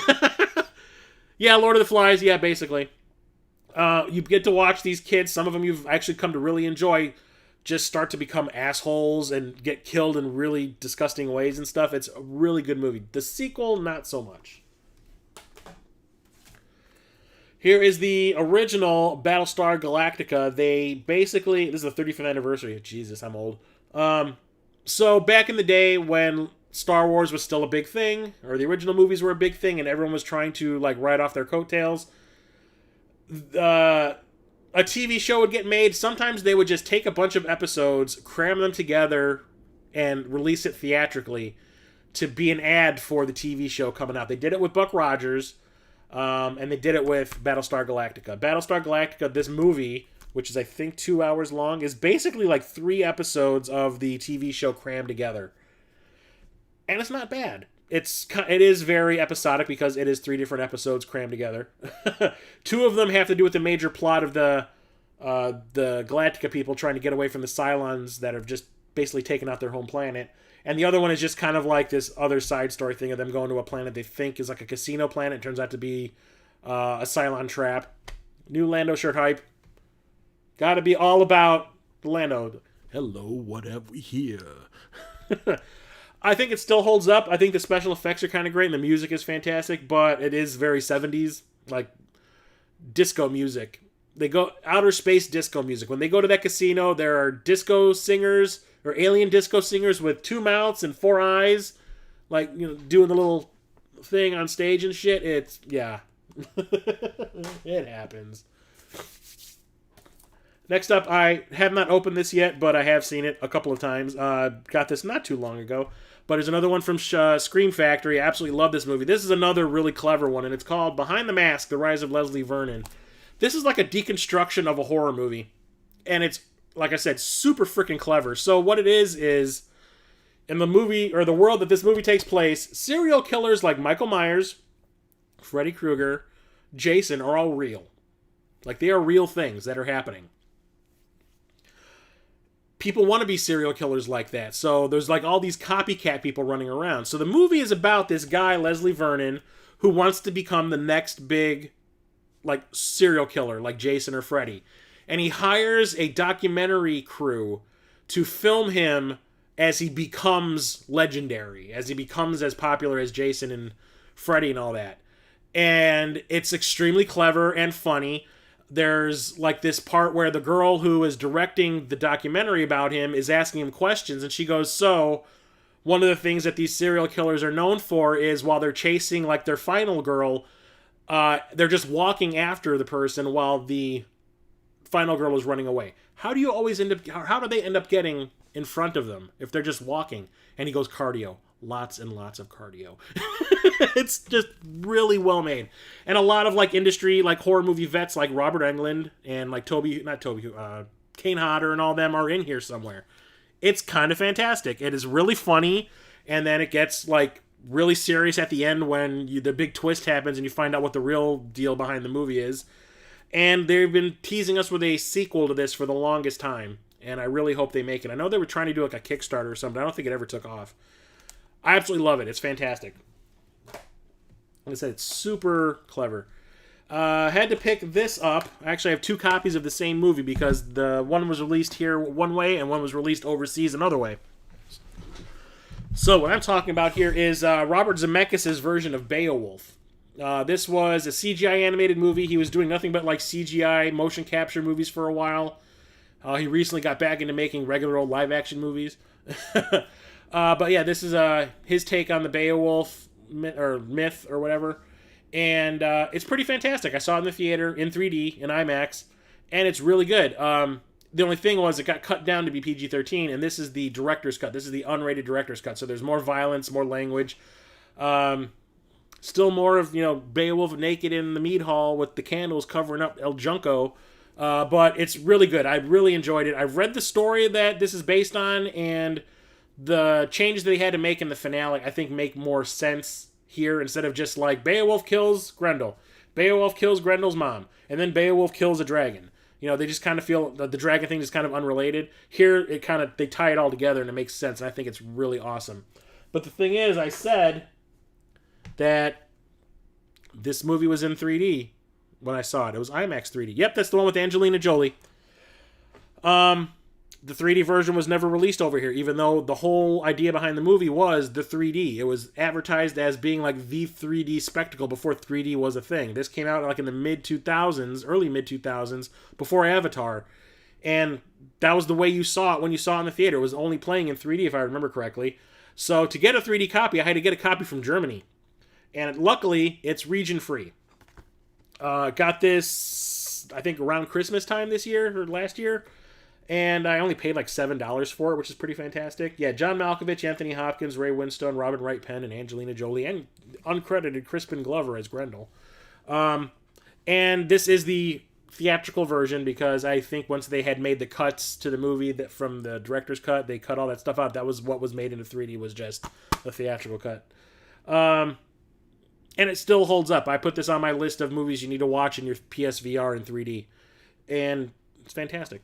Absolutely happy that I actually was able to track down a copy of that, because I was kind of always saying, but that movie was made to be in 3D. There's a couple of scenes where like the perspective is all fucked up because of the 3D. There's a scene where Beowulf, when he first comes to land at the beginning of the movie to go to hunt Grendel, this guy on a horse like rides up to the camera and sticks his spear like right in your face and says like, "Who are you guys? What are you doing on this beach?" And the head of the spear is so abnormally large in the shot when you watch it in 2D. It just looks so weird. And it's because it was supposed to be poking you in the eye when you watch it in 3D, but when you watch it in 2D, it does not make any sense. Like, the perspective is all weird. But that's that. Better Off Dead, one of my favorite comedies from the 80s. This is one of the first movies I ever saw John Cusack in outside of 16 Candles. Yeah, the 3D is fantastic. It's one of the best 3D movies I own. Like I said, look for the region-free version. I got it out of eBay from some dude in Germany for like $7, so it wasn't a big deal. Better Off Dead, yeah. Another weird, quirky comedy. I absolutely loved it. I saw it on cable when I was a kid. And honestly, the moment the movie ended, my brother and I just started throwing quotes from this movie around all over the place. Like, whenever money was being discussed, one of us would go, $3 or $2. $2 cash. Because the little kid that was trying to collect the money for his newspaper subscription. $2. I only got a dime. I didn't ask for a dime. $2. And my dad's name was Rick. So there's the fat guy across the street named Ricky, and the mother keeps on yelling, "Ricky!" So that was happening at my house. My mother would scream at my dad all the time, "Ricky!" It was, yeah. John Cusack's mom in the movie can't cook for shit, and there's a scene where she makes like a Jello mold and it comes to life and like crawls off the table. It's It's a very strange comedy, but it's all about John Cusack. His girlfriend breaks up with him for like a jock, and he wants to kill himself. And it's like all the times he tries to kill himself, something goes wrong, and it's really funny. And he ends up finding a new girl to date who's from France, and it's actually kind of a decent love story as well as being like a weird ass comedy. But Booger from Revenge of the Nerds is in here, and he does a line of snow off the top of a mountain and says, "This is some good shit. This is primo." It's awesome. I highly recommend that one too. Cracks me up. Classic Beverly Hills Cop. I only own the first one. I don't know if the second and third one have actually come out on Blu-ray. Maybe the second one. I don't know about the third. I don't think I'd buy the third. Absolutely love this movie. This is another one that got a lot of quotes from me and my friends when I was a kid. I was not allowed to watch a lot of R-rated movies when I was young. My parents, especially horror movies. But this was okay. Terminator was okay. But Nightmare on Elm Street, no. What's up, Charlie? Beverly Hills Cop. I was just talking about when we all went to see Batman Mask of the Phantasm, and Nina did the whole, like, that movie was like watching somebody read stereo instructions to me for an hour and a half. But yeah, this is still one of my favorite movies of all time. When I'm down in the dumps and, just not feeling up, I'll pop this in and I'm immediately in a good mood again. There's like 4 or 5 movies I have in my collection that do that for me. And absolutely love it. Eddie Murphy, this is the movie that put Eddie Murphy on the map for me. I watched everything he did after this. I don't think I had seen 48 Hours at this point, but after that, every single movie, I had to see it. I'm glad he started his comeback. I'm so glad. When I saw My Name is Dolomite, I was like, that's the Eddie Murphy I remember. We need more of that. They're all on Prime. I want physical. I'm physical. Yeah, it was you, me, my brother, and Nina. And I remember all 3 of us, me, you, and my brother, were all like, that was fantastic. And then Nina just kind of goes, I don't know what movie you saw. That was like watching somebody read stereo instructions to me for an hour and a half. And we're all like, who the hell are you and why are you hanging out with us? Here's another one of those awesome Scream Factory releases. Like I said, I have a ton of these. You're going to see these all over the place. That was awesome. I was talking about all my favorite little Batman cartoon movies. Big Trouble in Little China. I absolutely love this movie. I will be watching this movie until the day I die. Didn't see in the theater. I absolutely love John Carpenter. I love almost every movie John Carpenter's made. I absolutely love. This one I never got a chance to see in the theater, even though it was PG-13. My parents just weren't into it. They didn't want to see it. But when it came out on home video, they rented it for us. And holy shit, 10 minutes into the movie, I was like, I love this movie. This is one of the coolest movies I've ever seen. This is so funny. And all the way through, I was just dying of laughter. And it's got decent kung fu scenes in it, especially at the end, the fight between Wang and, what is it, Thunder? Or Wind. Maybe it's Wind. I can't remember. The guy with the ponytail. But super quotable. Really decent special effects. It is just super funny. The guy that plays Lo Pan, James Hong, is one of the funniest dudes in this movie. Like, the shit that comes out of his mouth. Like, I still quote shit like that at work. Like, someone will say, I don't get it. And I'll say, you were not put upon this earth to get it. It's just, it's ingrained in my brain. That's the whole thing about this movie. And it's immensely rewatchable. I am surprised we have not watched this on my podcast yet. It is one of my favorite movies of all time. I can watch it any day, anytime, and it immediately cheers me up. Just picked this up Tuesday. So this is brand new. Saw it in the theater, I think the week after it opened, on the IMAX. And I totally forgot that this got released because of the way COVID's been going. I really haven't been trying to find movies in the wild, but went to Target on Tuesday, got some groceries, and I was like, hey, I'll hit up the electronics section, see what they got. And I found a 4K version of Birds of Prey and the Fantabulous Emancipation of One Harley Quinn. So I saw this in the theater, and I absolutely loved it. I'm not that big of a fan of Suicide Squad. There's stuff I like in it, but I don't think as a whole it was a decent movie. The one thing I will say was awesome about Suicide Squad was Margot Robbie as Harley Quinn. I thought she was one of the only things that worked in that movie. And naturally, she gets her own movie because of that fact, and I was like, okay, I gotta support it. I gotta go see it. And I absolutely loved it. I was like, okay, this is the opposite of Suicide Squad, where everyone in that movie was unlikable except for her. Or even her. Even she was kind of unlikable in that movie, but it was just her charisma that kind of sold it. She is super likable in the movie. She is funny. It's really well made. The fight scenes and stuff are fantastic. They're choreographed so well. And it's just a decent story. And Ewan McGregor plays the villain in this. I think it's Black Mask he's playing. And you can tell he is absolutely having a blast playing the villain. It is so good. I was just totally took me aback. I didn't expect it to be very good at all. And I was just like, I had a smile on my face the whole time I was watching. I was laughing. I was just like, holy shit. Like, I can't believe this is working so well. So, saw this. This is the last copy they had at the Target I was at. So I was like, well, you're coming home with me. Let's go. Yeah, come on. Do it.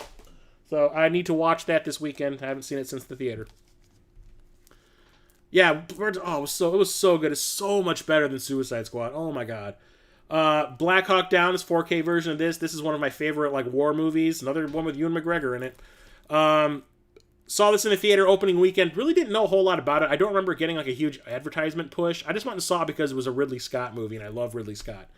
So check this out opening day, and it blew our frickin' minds. It is like an extended action scene for 2 hours. Once the first 20 minutes are over, where they kind of introduce all the characters real quickly so you know who's who, and they just kind of like throw them in a meat grinder in Mogadishu, it is just nonstop. It does not slow down at all. It is just nonstop. Everyone's in danger all the time. Shit's blown up. It's crazy.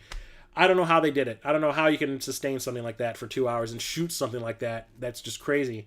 But it's one of my favorite war movies ever. It's everything about it I love. Every actor in it is great. I mean, this is the first time I saw a bunch of people. Like, I think this is the first time I saw Eric Bana. This is the first time I saw Tom Hardy. I was really happy to see two people from Trainspotting in here. You had both Ewans. You had Ewan McGregor and Ewan Bremner in it. I was like super stoked about that. It's one of my favorite movies ever. I could watch this any day of the week. It's just fantastic. I think I'm actually going to stop after B.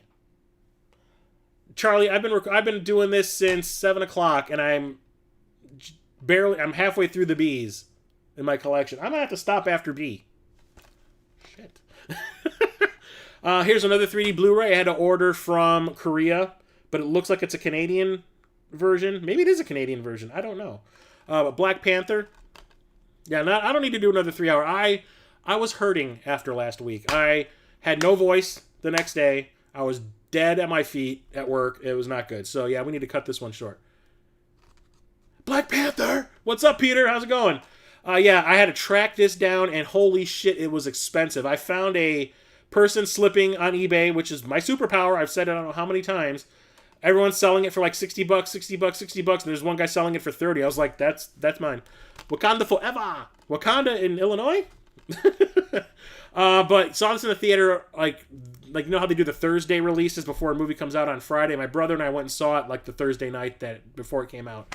And we were both like, this is one of the best Marvel movies we've seen so far. It's actually got something to say on top of it having like awesome action and special effects and shit like that. And I really enjoy it. I've watched this at least 6 or 7 times since I bought it. Absolutely love it. And the weird thing is hearing people from like outside the US saying that they think this is like the worst Marvel movie that they've made or one of the worst ones. I'm like, it has a lot to say about what's kind of going on right now in the US. And a lot of people outside of the country don't get to see that kind of thing happening. So it kind of makes more sense for a US audience than others. Which is, I think, one of the reasons I like it so much. Because, like I said, it's actually trying to say something. So, fantastic movie. Absolutely had to have it in Blu-ray. Unfortunately, the Blu-ray is not the best. That's the only issue I have. I didn't get to see this in 3D in the theater. But it didn't really hold up. Like, it is kind of flat. Which is kind of sad. I had high hopes for that one. Here's a triple feature. I found this at Half Price Books. I think I paid like $8 for this. You only heard Americans say it's bad. I don't know anybody that I know in America that says that movie is shit. It's only like Brits, like Guru Larry, like said he thinks it's like the worst Marvel movie they've ever made, and a lot of people are telling him you kind of have to be American to get it. The triple feature, all the Blade films. Okay, so Blade came out the year after Spawn, the live-action Spawn movie. I absolutely hated the Spawn movie. So when New Line Cinema was like, we're making another comic book movie, it's going to be amazing. I'm like, no, it probably won't, because you guys just want to have nothing but special effects and no story and have embarrassing shit go on and throw a kid in there with a dog for no reason. So I did not have high hopes for Blade. But it's a comic book movie. I like Wesley Snipes as an actor. I thought he was a pretty good martial artist in some of the movies I've seen. I was like, I'll give it the benefit of the doubt. Let's go see it. And a friend of mine went and saw it, and we ended up seeing it every Friday for, I think, 5 weeks in a row. We loved it so much because not only did it take its time to set up the characters and the world building and all that kind of stuff, because the movie is just, I think, just under 2 hours or maybe over 2 hours. It's 128 minutes. No, 120 minutes. Every comic book movie that I had seen, like for the few years before that, like was always maybe 90 minutes, 80 minutes long. So I really appreciated the fact that they made you want to give a shit about the characters. They, like I said, the world building is fantastic. Great action scenes, fantastic soundtrack. That New Order track that they played, the club where the blood comes out of the fire extinguishing system and all that. I went into a Home Depot one day. Or not a Home Depot, Office Depot. And somebody had the soundtrack in one of the computers in the front of the store, and they had that song on repeat. I must have heard it 8 times while I was in there shopping that day. It's fantastic. The first one is absolutely fantastic, and it basically revitalized the comic book movie industry. Like, if X-Men would not have been made if it wasn't for this. Seriously. And then a couple years later, we got Blade 2, which Guillermo del Toro made, and I think it's just as good as the first. I think it's a different type of movie. I mean, you would think that they would try to copy the same thing that happened in the first, but they introduced like a new strain of vampire, and all these Blade has to team up with a bunch of vampires he hates in order to take them out. It's really interesting and really funny. And then they ruin everything with Blade Trinity. I kind of blame Wesley Snipes because at that point he had a horrible ego, and from what I understand, he was like always showing up to work late or drunk, acting like an asshole to everybody. So the reason why Jessica Biel and Ryan Reynolds are in this movie so much is because Wesley Snipes was not there to shoot the scenes that he was supposed to be in, so they made up for it by shooting more scenes with them, and therefore the movie ended up being more about them than the title character. Plus, worst Dracula in a film ever. Dominic Purcell is a decent actor. I mean, I like him on Legends of Tomorrow. I've heard he's on Prison Break, I think, also. Worst Dracula ever. He's like the most non-threatening Dracula of all time. And it ruins the movie. He's supposed to be the biggest badass, I'm going to kill Blade type of situation, because I am the baddest badass of all the badass vampires out there. Badass. No, and he's basically like, I'm going to go into this like goth store and kill all the kids in here because I'm a mean guy. Blade Trinity I think it's horrible. I think it's absolutely freaking awful. But love the first two. Can't really get them separately from what I understand. That's one of the reasons I bought that. Yeah. Triple H's vampire dog. Yeah. Yep. It was mostly Snipes' body doubled like from behind. I remember that. Yeah. That's like basically the movie ended up being as like what it is because of Wesley Snipes being a dick.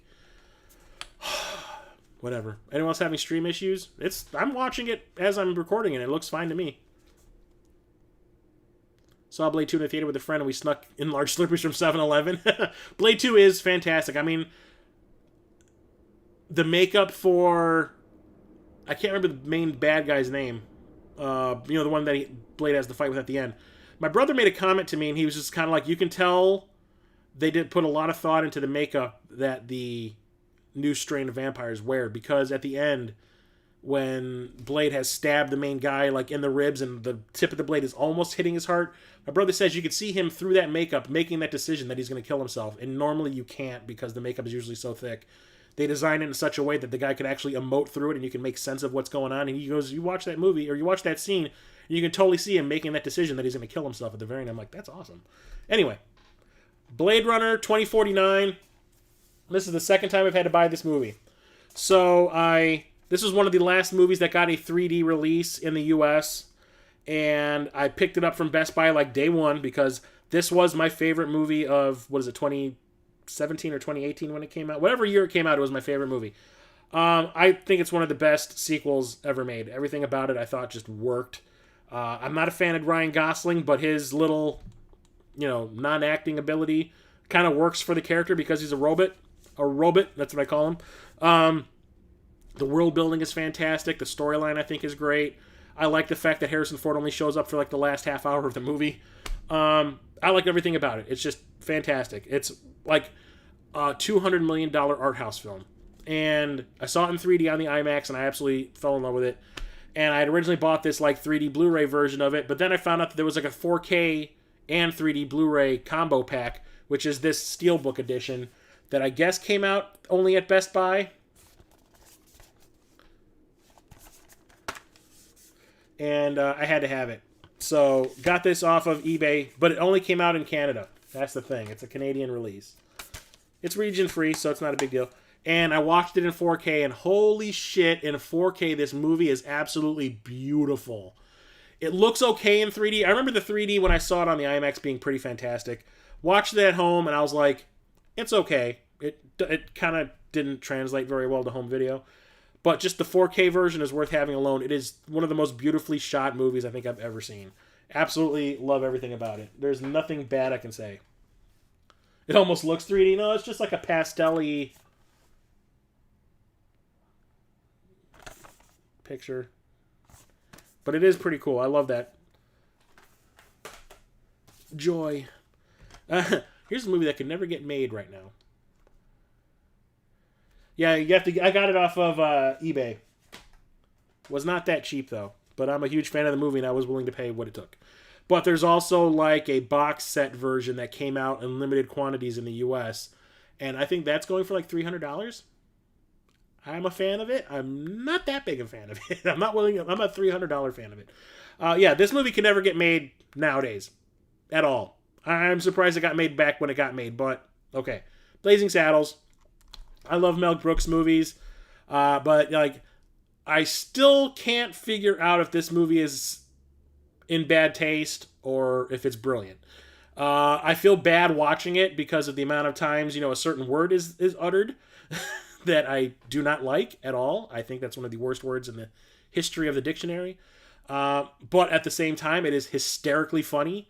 One of the funniest lines in a movie, in my opinion, came from this movie, and that's when Cleavon Little, who's the sheriff, and Gene Wilder need to get past a bunch of KKK members, and Gene Wilder's like, I got an idea. So they show Gene Wilder pop out from behind a rock and goes, "Oh, boys!" And the KKK members look at him and pulls out Cleavon Little. He goes, "Look what I found!" And Cleavon Little goes, "Hey, where the white women at?" And it just, I die every time I see it. It cracks me the fuck up.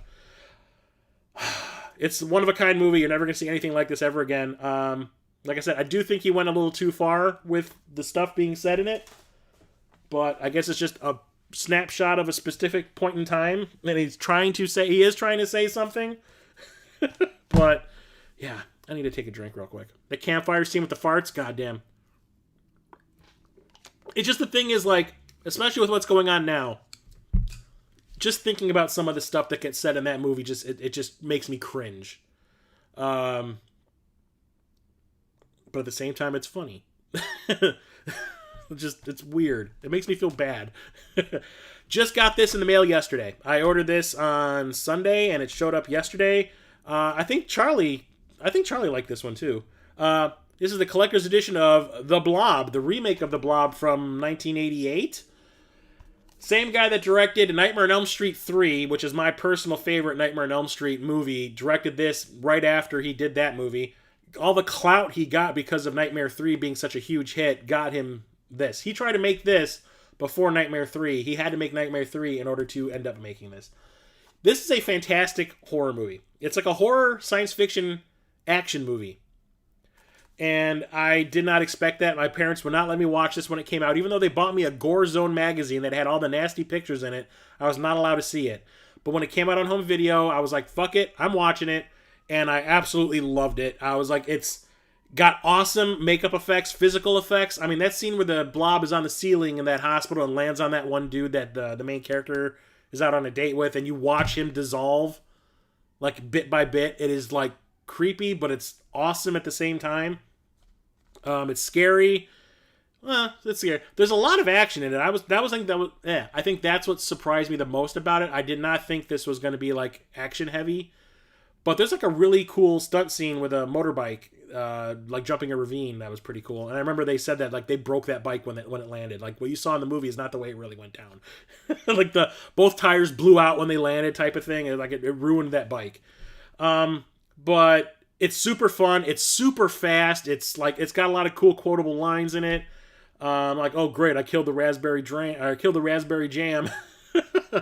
It's fantastic. It still holds up. I'm watching this weekend. I opened it up and watched a couple of the extras on it. This has a ton of extras on it, new extras. And so I absolutely had to have this in my collection. Absolutely love it. It's one of my favorite horror movies. It's just so much fun to watch. It has a pretty cool soundtrack, too. Here's a double feature I got of Van Damme. Bloodsport and Time Cop. Actually, these are probably my two favorite movies that he made on one collection, so it's a win-win in my book.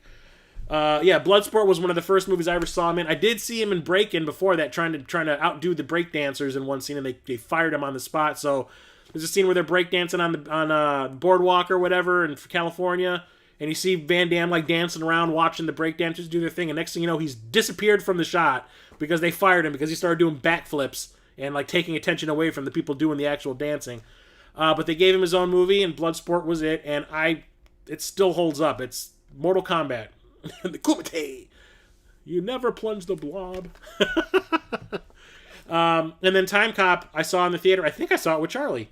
And it was based on a comic book series, and I think it's like one of the best acted movies that Van Damme was in. You watch it now, or you watch it after some of his other movies, and you're like, he's just getting by on his martial arts skills. Here, you could actually tell he was trying to act. And I think he does a pretty decent job of it. And plus, it had some pretty cool special effects for at the time. Nowadays, you watch it and it's kind of like, mm-mm. But I think it's a fun little time travel action movie. Sure, if you really try to think about the logic of the time travel rules that they set up, they kind of don't make sense. But it's one of those movies where I don't really want to think about it. I just want to watch a fun action movie. So that's that. I haven't opened this one yet. I got this brand new at Half Price Books, but I've seen this movie about 20, 30 times. Blue Thunder. This is the movie that Roy Scheider made so he wouldn't have to make Jaws 3.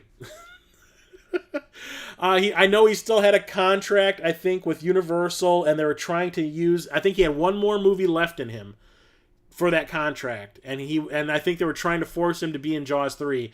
And he, I guess the only other job offer he had at the time outside of Jaws 3 was for this. And he, without even reading a script, he's like, I'm doing that one.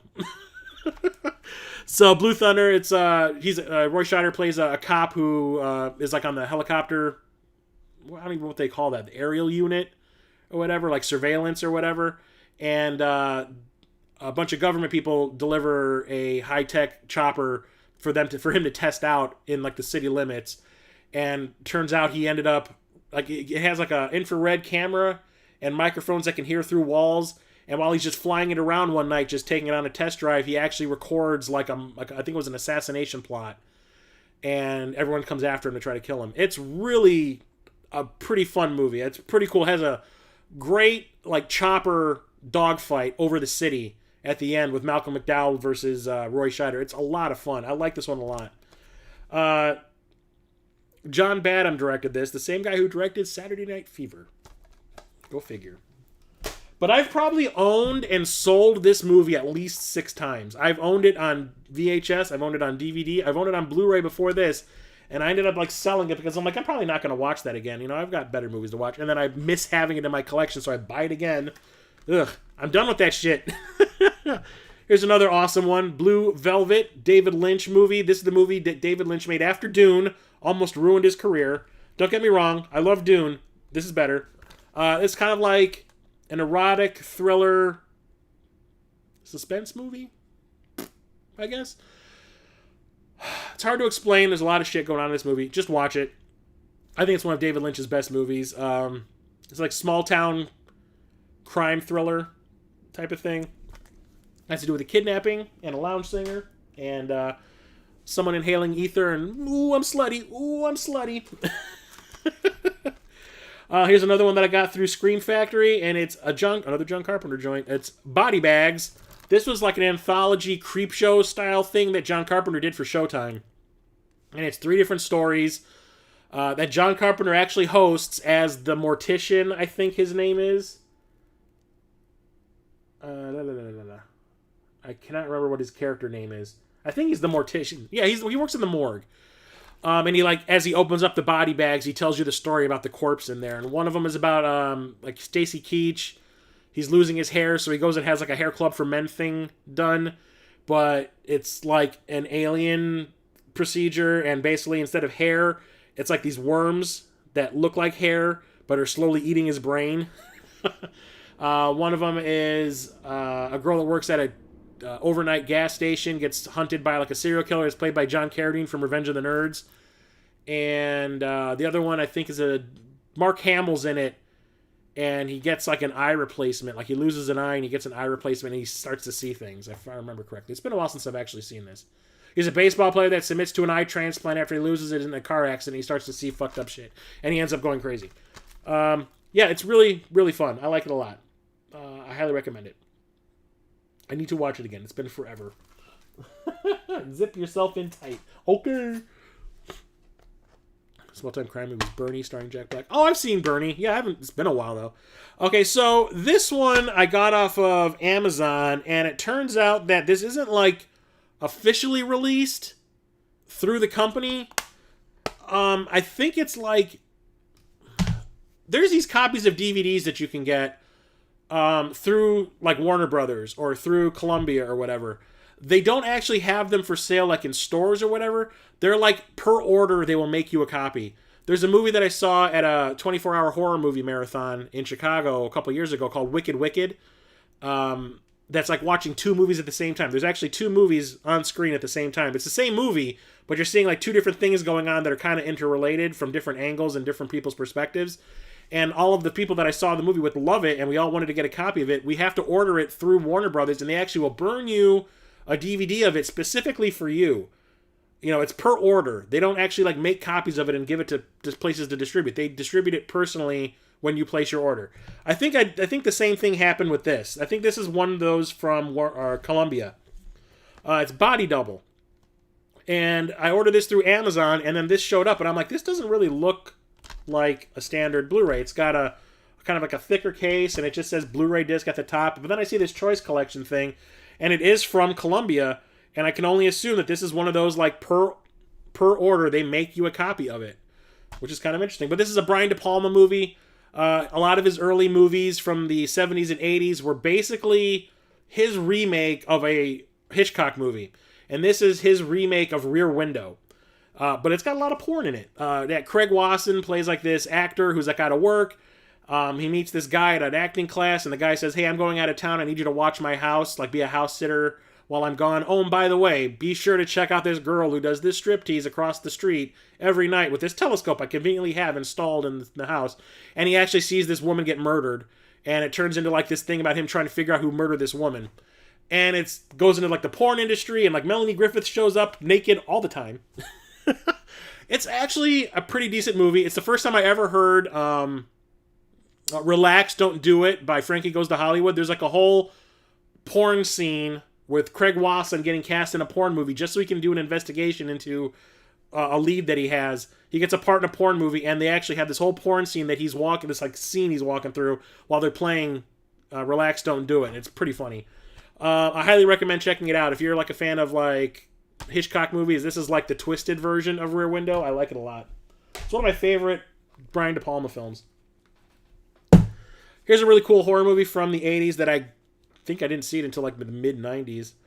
Brain Damage. Same guy that did Basket Case did this, and it's basically trying to say something about drug use. So yeah, this like loser kid, I think he got dumped by his girlfriend, if I remember correctly, and he ends up finding this little alien called Aylmer, who looks like a worm with a big head at the top, who keeps injecting him with drugs in like the base of his spine in exchange for him giving him victims to eat their brains. And every time he gets the injection, there's like this weird trip out scene that's actually really well done. And it's kind of funny, and it's really disgusting at the same time. Some of the kills are disgusting, but Aylmer sounds like a game show host when he talks, and it's hysterically funny. Like the first time the main character watches Aylmer eat someone's brains, he's not really seeing it correctly because he's high. But when he comes to, he's like, "Did you eat that guy's brains?"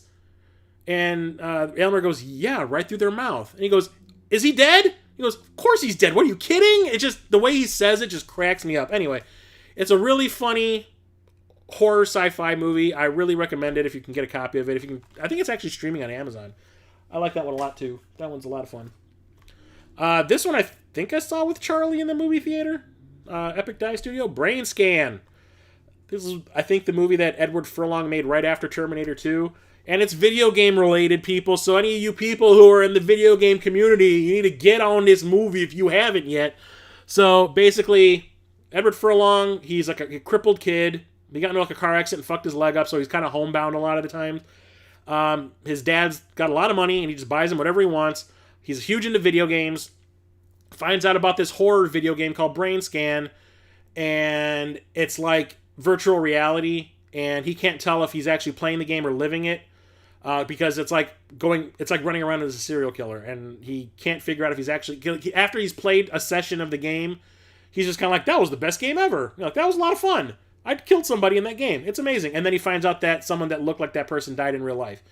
And it's actually pretty cool and clever. It's got a lot of really cheap CGI effects that were kind of new at the time.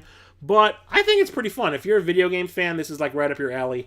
And the guy that plays the trickster right here looks like he's having the time of his life. He wasn't even an actor. I think he's a makeup artist that they just cast because he looked good in the makeup. And he has you can tell he's having a blast playing like a villain. I wish they kind of like made this a franchise with the trickster doing other things. That would have been pretty cool. Brainstorm. This is another movie that I've owned a lot over the years. I'll like watch it and hear someone talk about it and be like, oh, I need to get that in my collection. I actually think I do have that in my collection. I'll go and look and I don't have it. And then I go and buy a copy, and then like later on I'll end up selling it for whatever reason. And then I'm like, I miss having Brainstorm in my collection. I'll go and buy another copy of it. Okay. A bunch of scientists create this like way you can record your thoughts and your dreams, and you can actually play them back for people to watch. The only thing is, when the people watch these recordings, you feel everything that they were feeling at the time. So like one of the characters is recording themselves when they have a heart attack, and it turns out to be like a snuff tape. Because if you watch that tape about the person having the heart attack, you will have a heart attack too. But the thing is, like, the person who has a heart attack, actually, like, you see them go through like heaven and hell and limbo and shit like that, and it's really strange. And it turns into like the government trying to use it as like a way to assassinate somebody without leaving any marks. So they like try to drive somebody crazy, so they put the machine that records the dreams on like schizophrenic and record like an hour's worth of whatever's going through their head and then put it on someone else, and that person goes crazy. The cool thing about this is the guy who directed it is where is it? Douglas Trumbull. He was a special effects guy, but he's always trying to like do new things with film. He's still trying to get like a 360 degree or 180 degree theater made where your chairs swivel, so the movie is actually being filmed in 180 degrees, and you actually have to turn around to watch the movie happening, like you're in virtual reality almost. He's still trying to get that done. The thing with this is, the movie itself, when you're outside of these dream sequences or these recording sequences, the movie's filmed in 185:1, which is basically the dimensions of a widescreen television. But whenever you're inside one of the recorded sequences, it's in 235:1, which is that big widescreen version, the one where the bars are at the top and bottom of the screen. And it alternates between that all the time, so you know what you are seeing. You know if you're watching one of the dream sequences or you're watching something that's happening in reality. And it's really kind of cool the way it works. It's a really high concept film. I like it a lot. Christopher Walken. This is the final movie that Natalie Wood made before she died. She actually died while they were making it. There's a body double with her in a couple of scenes because they had to finish making the movie. Louise Fletcher is in it too. It's pretty fantastic. Braveheart. Everybody has a copy of Braveheart in their collection. Am I right? I didn't see this right away. I actually didn't see this until it went to the second run theater. I saw this for $1, and then I was kicking myself in the ass. Why didn't I go and pay full price? Probably because the whole 3-hour runtime scared the shit out of me, and I was not a huge... I like Mel Gibson, but I don't really like Mel Gibson. So I don't know if I was willing to sit through a 3-hour movie with him in it, trying to do a really bad Scottish accent. But when I saw the movie, it's absolutely fantastic. I absolutely loved it, and I was like, well, yep, I was wrong. So absolutely had to have a copy of that. The Criterion Collection. I don't have very many of these. I have maybe 4 of these in my collection. The Criterion Collection version of The Breakfast Club. Of all freaking movies, the Criterion Collection made... It's like The Breakfast Club. Yes, this deserves our treatment. I love The Breakfast Club. It's very dated for the 80s, but I don't see this as being like an important movie. I mean, yeah, it's like a snapshot of, like attitudes and class warfare type shit from the 80s, but it's still pretty decent. I'm a big fan of John Hughes movies. I just bought another John Hughes movie. I was watching it last night. I'll probably talk about that in about 10 weeks' time at the rate I'm going through these goddamn movies. Out of all of the John Hughes movies I own, I think this is probably at the bottom. It's good. It's really good. It's a little too drama heavy for me because I like the John Hughes movies that are funny. And there is funny stuff in here. I want more funny. I don't want the drama. A lot of the characters in this movie are freaking bipolar. Like, one minute they're being nice and friendly, next thing you know they're acting like complete a-holes, and I don't get it. Yeah, Judd Nelson, I'm looking at you. I know his character's supposed to be like that, but there's just some times where he's like, sounds like he's trying to be understanding. Next thing he starts like talking to, like, why did Molly Ringwald's character fall for him by the end of the movie? Because he treated her like shit the whole movie. I don't know. I just have I have issues with some of the things that go on in here. But anyway, it's still a good movie. I mean, it sums up the high school experience, I guess. But there's that. Here's a fun one. Bride of Reanimator. This is another one that I had to get from the Canada. So this company, Arrow Video, they're British. They're in the UK. I think I talked about it for one of my sets that I had out there. I think it was my Hellraiser trilogy set. They're from Arrow. That's from Arrow Video. They basically release their Blu-rays in the UK. Every once in a while, they'll make a few of them for the US. But for some reason, I could only get this one from Canada. Yeah, they're just acting like teenagers. Yeah, I know. But still. I'm supposed to like them, right? I don't like Judd. No matter what kind of shit he says about his dad putting cigarettes out of him, I still don't like his character by the end of the movie. That's my problem. Yeah, the sequel to Reanimator, which is one of my favorite horror movies ever. This one is still pretty cool. It's got a lot of cool ideas about like making little creatures out of body parts and reanimating them and stuff like that. Yeah, they're trying to make a Frankenstein's monster, Bride of Frankenstein thing. They're trying to put together a bunch of dead body parts to bring back a character who died in the first movie. They're putting the heart of that character who died in the first movie in like a Frankenstein's monster of female body parts that they've put together, and they try to bring it back. It doesn't work. But it's still just as funny, just as gory. It's not nearly as good as the first movie, but I still enjoy this one a lot because it's really creative, and it's actually shot extremely well. It's shot way better than the original movie because they actually had some money for this one. And probably because Charles Band had nothing to do with this, and that's the king of like Mr. Being Cheap. I like this one a lot. Like I said, I do enjoy the first one more, but that one's just as fun. Broken Arrow. So I bought this when it first got released on Blu-ray, probably in 2007 or 2008 or whatever, because I really loved this movie when it came out in theaters. I think I saw this with Charlie in the theater as well. And I remember I think we both liked it. I think Charlie liked it. I know I loved it. And then, like, as time has gone on, I used to be a really big John Woo fan, obviously. But as time has gone on, John Woo's movies have not aged well, like, at all. I think the only one that I can still watch and not like cringe is like Face Off. But this one I watch now, and every time like John Travolta like overacts and like handles his cigarette like it's a loaded gun, I kind of go like, ugh. It's cool visually. The music is awesome. The action scenes are cool. Everything else is like, no. Yeah, and I've really gone out of touch with John Woo. Like, I can't really do it anymore. I used to love Mission Impossible 2. I can't watch that one anymore. I did have it. Yeah, I remember back in the day, I loved his movies. Hard Target, I still enjoy. Hard Target, I still like a lot. And Face Off, I like. But Broken Arrow, no. Mission Impossible 2, no. But like I said, it has great action scenes. The music by Hans Zimmer is fantastic. It's slick. No one should have ever said Howie Long should act, though. What's her freaking name in here? Samantha Mathis is adorable. Shouldn't be in an action movie, though. She should not be in an action movie. Her trying to be like Sarah Connor, and it's just like, no, go back to being in Pump Up the Volume. Hard Boiled. See, like, the thing is, I loved John Woo's American movies. I could not get into his Chinese movies, like his Hong Kong movies. I could not do it. I tried watching The Killer. I tried watching Hard Boiled.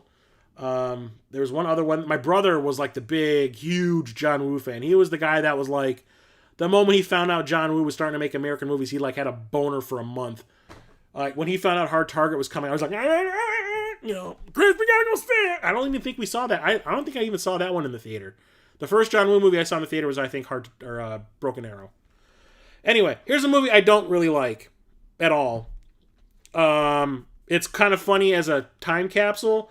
I like the TV show that's based on it way more, which is what I'm currently making my way through for, like, the 4th time. Buffy the Vampire Slayer. I found this at Best Buy, like, in the bargain bin, like the clearance bin, for like $3 or $4. And I was just kind of like, oh, let's do it.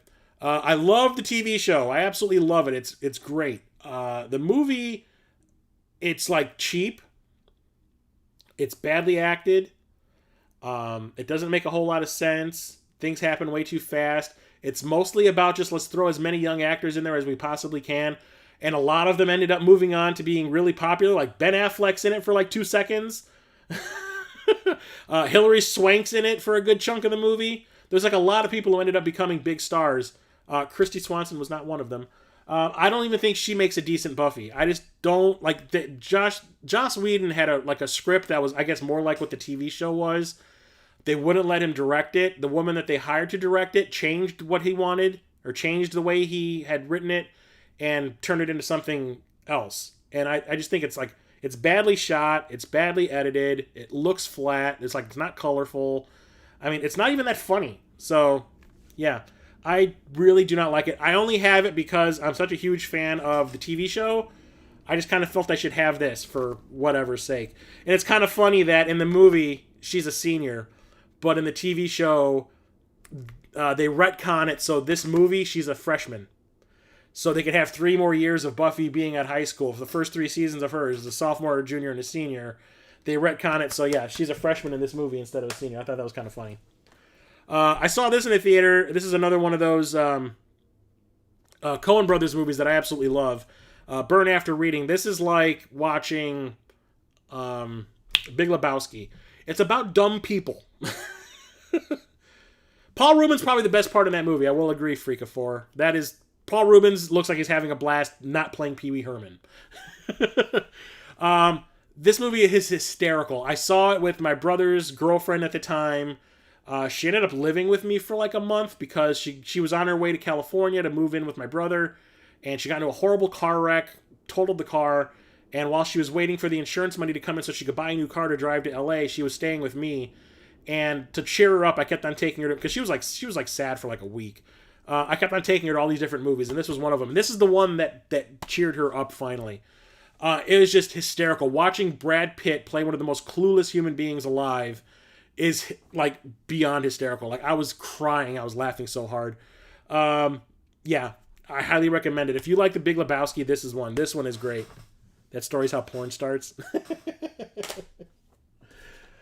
Here's another one from Scream Factory. So this is one of the movies that I ended up... this is a slasher movie from like the early 80s that I have never seen. And then it showed up on Netflix one day, and I was just kind of like, I've heard of that. I know Tom Savini did the makeup for that and the effects, but I've never actually seen it. Let's check this out. And I loved it. I absolutely loved it. So when I found out that Scream Factory was going to be releasing like a collector's edition of it, I said, it's happening. It's The Burning. This is kind of like the Weinstein's version of Friday the 13th, a little bit. It says Tony Maylam directed this, but I think Harvey Weinstein directed most of it. They don't say that, though. They don't tell you that. I saw like a documentary where they were talking about it. Basically, it's like a bunch of kids at summer camp play a joke on the Fix-It guy for the camp by like setting up like a skull candle at the foot of his bed, and the guy kind of like wakes up and kicks it over, and he ends up setting his bed on fire and gets like who they think is burned to death. He ends up living and like he's in a coma for years, and finally he comes to. His burns are he's all fucked up because he's all burned to a crisp basically, but he ends up going back to the camp and taking out those people who now work at the camp, those kids, I think they were young camp counselors back then. They were like in training. He goes back to the camp, and those same people still work there, and he's trying to kill the ones that maimed him. It has a lot of stars in it who were nobodies at the time, who ended up becoming big. Like Holly Hunter is in this as a victim.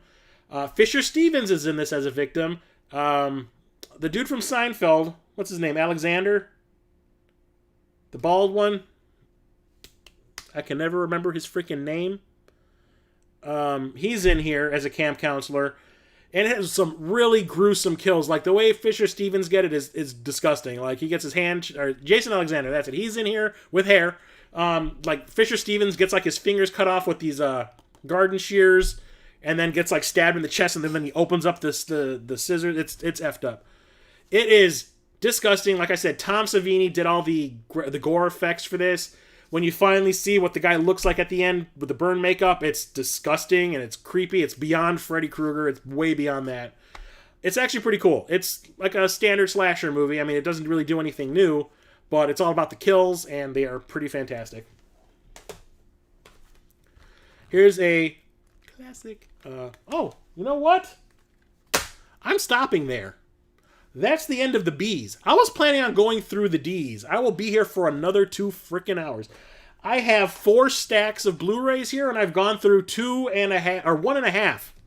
1.5 out of 4. What the fuck, Chris? I told you I can talk about each and every one of these movies in my collection. It's happening. It's been happening. There's going to be 35 editions, 35 parts to this series of streams. So... that was A through B.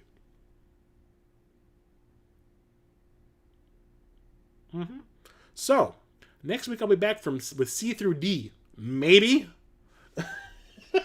God damn. Pico likes movies a little bit. Like I said, I have about 1,000 Blu-rays. God damn. So, yeah, that's the end of that. I'm cutting this way short. I gotta work in the morning, y'all. Just a little bit. Yeah, so I will be back next Thursday. I'm going to start titling these now as to what letters I'm going to be doing. So I'm going to retitle this one A through B. And when people see how long it is, they're going to be like, what? How do you get through 2 letters of the alphabet in 2 hours? It's apparently really easy. Especially when you're me and you're obsessive with movies. So yeah, next Thursday I'll be back with C through D probably. 7 o'clock Central, or 7 p.m. Central. I'm glad that people are actually enjoying this. Last week, out of all the streams that I've done recently that were video game related, that one has the part 1 of this last week's is probably one of the most watched ones I've done, at least recently. Surprised the hell out of me. I was figuring that no one would want to watch me talk about movies. They just want to watch me talk about video games. Interesting. So thank you all for coming. I appreciate it. So yeah, I'll be back next week completely. I might have a giveaway. Oh god, I got the gas. I might have a giveaway next episode, maybe, possibly. I might be giving away a copy of this. Don't quote me on it. It depends if I can find the receipt for Target so I can return it. If not, I'll be giving it away, maybe, possibly. So yeah, come back for that. I'm coming to the end of the 3rd season of my podcast, the movies starting podcast. We only have 1 episode left before the end of the 3rd season. Then I'm actually like free for about 3 months. I can start making edited content again instead of having to worry about working on that for a while. So that would be great. I can finally get that NES top 10 video out that Captain Algebra has been whining about me finally releasing for months. I mean, like I said, I filmed the footage for that in December. It is now June. What the F? So that will be coming out pretty soon. I hope everyone has a great weekend. I hope everyone is staying safe. Yeah, the stores and stuff are starting to open up. Keep wearing that mask, people. Do it, please, for me. Like I said, I've been going to the half-price books that opened up. They're not buying anything, so like that store is actually like running out of stuff to buy because they're not putting anything new on the shelves. But I keep finding new stuff that I haven't noticed every time I go. And I actually ended up going to my favorite retro game store on Tuesday and found some really cool stuff. So I'm actually going to have a live stream pickup video this month. Didn't have one in May because I got 2 games in May.